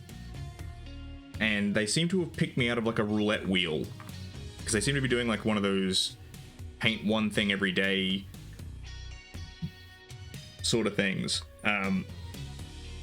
So they selected me from some sort of a randomizer, but I don't know how I was entered into the randomizer in the first place.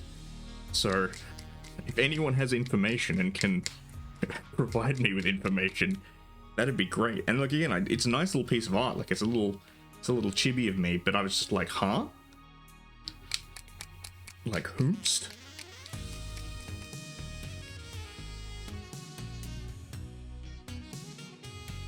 Why is Gordian not like the worst one? I thought the yellow would be the worst. I thought Bee's Knees would be the worst one to shake up. But no, it's Gordian not. Who'd have thought that green was the fucking worst pigment to work with?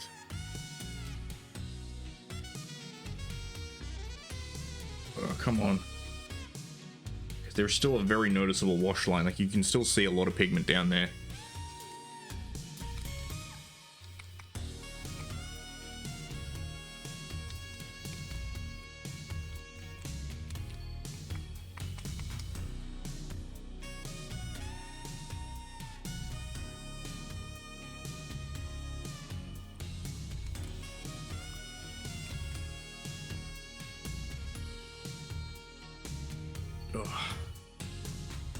But yeah, I'm not complaining about getting fan art done. Like, I think it's very cute.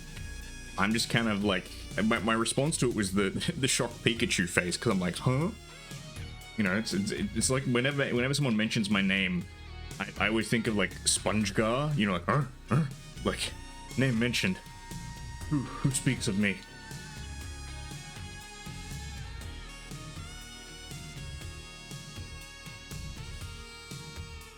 Ooh. Yeah, my whole shoulder muscle just started tightening up then. Note to self, invest in Vortex Mixer. Alright, these should be good. Oh.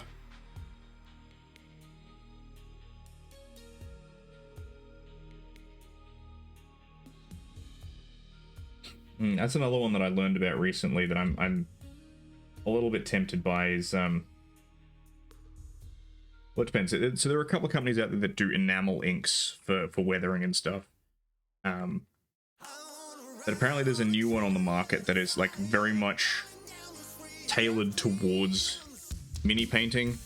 Because there's a lot of them out there like Streak and Grime and stuff that are let's say a little bit more toned towards like scale modeling and stuff. So this one supposedly they've kind of come up, well, not a new formula I guess, but like they've formulated their colors particularly with the idea of the scale modeler and wargamer in mind.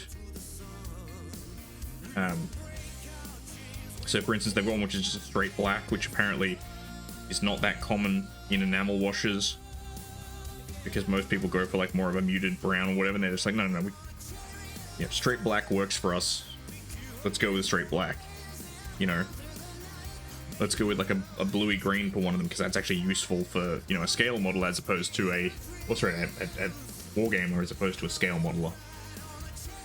A little bit more water into the palette.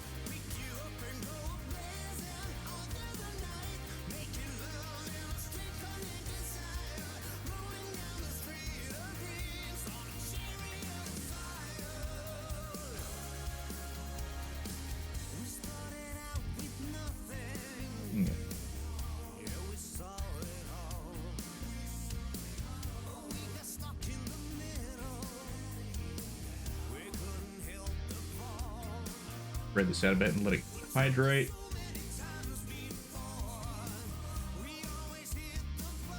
Shouldn't be too bad.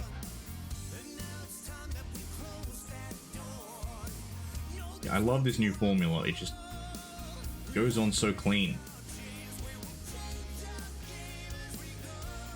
Like, yes, it'll probably require some more coats, but like, it's just so much easier to use than the older one was. I'm not constantly chasing it, worried that it's going to pool in the recesses. I'm not worried about it like gumming up any of the detail.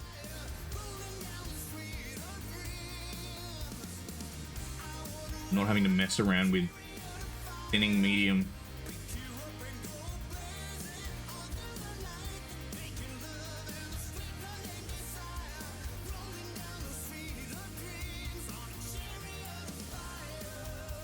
Like, yeah, it might need some more coats. Like, you know, 2 thin coats is usually the mantra of most mini painters.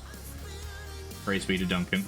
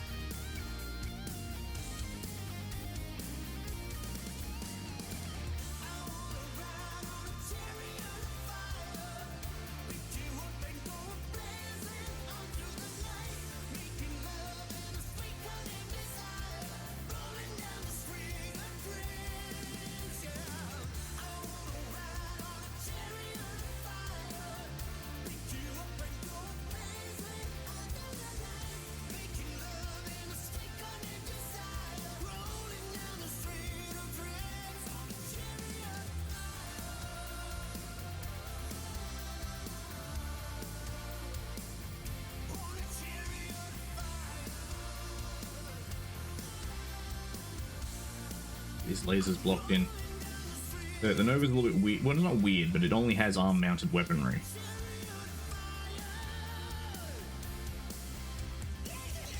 They are very much just these weapon clusters that are around the wrist of the hand actuator. So unlike the Timberwolf and stuff like that, like the Timberwolf has LRM launchers up on the shoulders and stuff, so I'll be painting those when I do my Timberwolf. But really for this one, the only green accent we get is kind of on the arms. Yeah. I don't know, this isn't as dark of a green as the old dark green they used to have, and I kind of wish it was. But it is... yeah, it's close enough. It's interesting, it does reflect, it's reflecting off the, I don't know if you can see it, but for me it's reflecting off the turquoise a little bit, so it does actually kind of have this weird shading. It's the reflective nature of kind of a high gloss paint.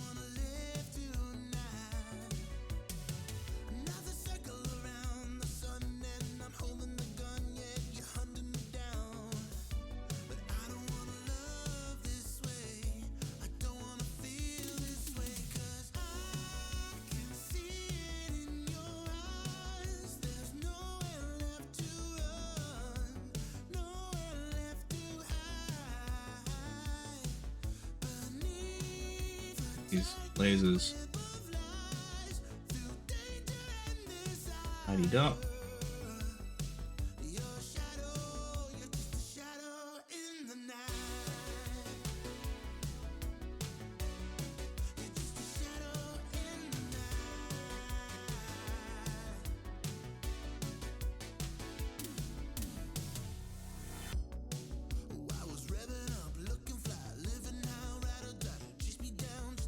Get these finished up and then we'll be done for the evening, I think. We'll call it there.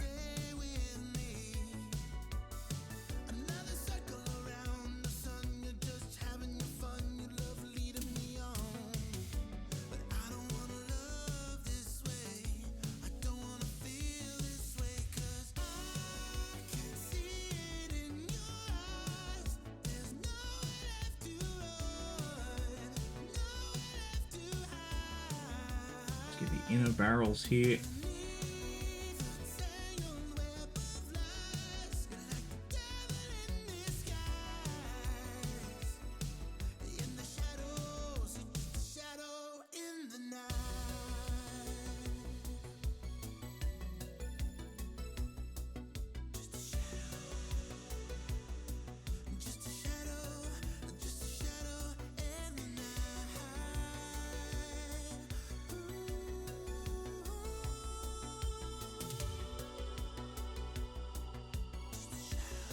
Yep, there we go. We got the green on. So there we go. There's our... I mean... I'll clean off my brush and just get this guy... close up my palette and I'll get him off the... Oof. I'll put my finger in the paint and get paint all over it. Yeah, what the hell is going on with my wet palette tonight? It must be the humidity change or whatever, because... a lot of the paint on here was in pretty good condition, and now a lot of it's dried up, like from when I used it last. But it has gotten very dry, and I do not know why.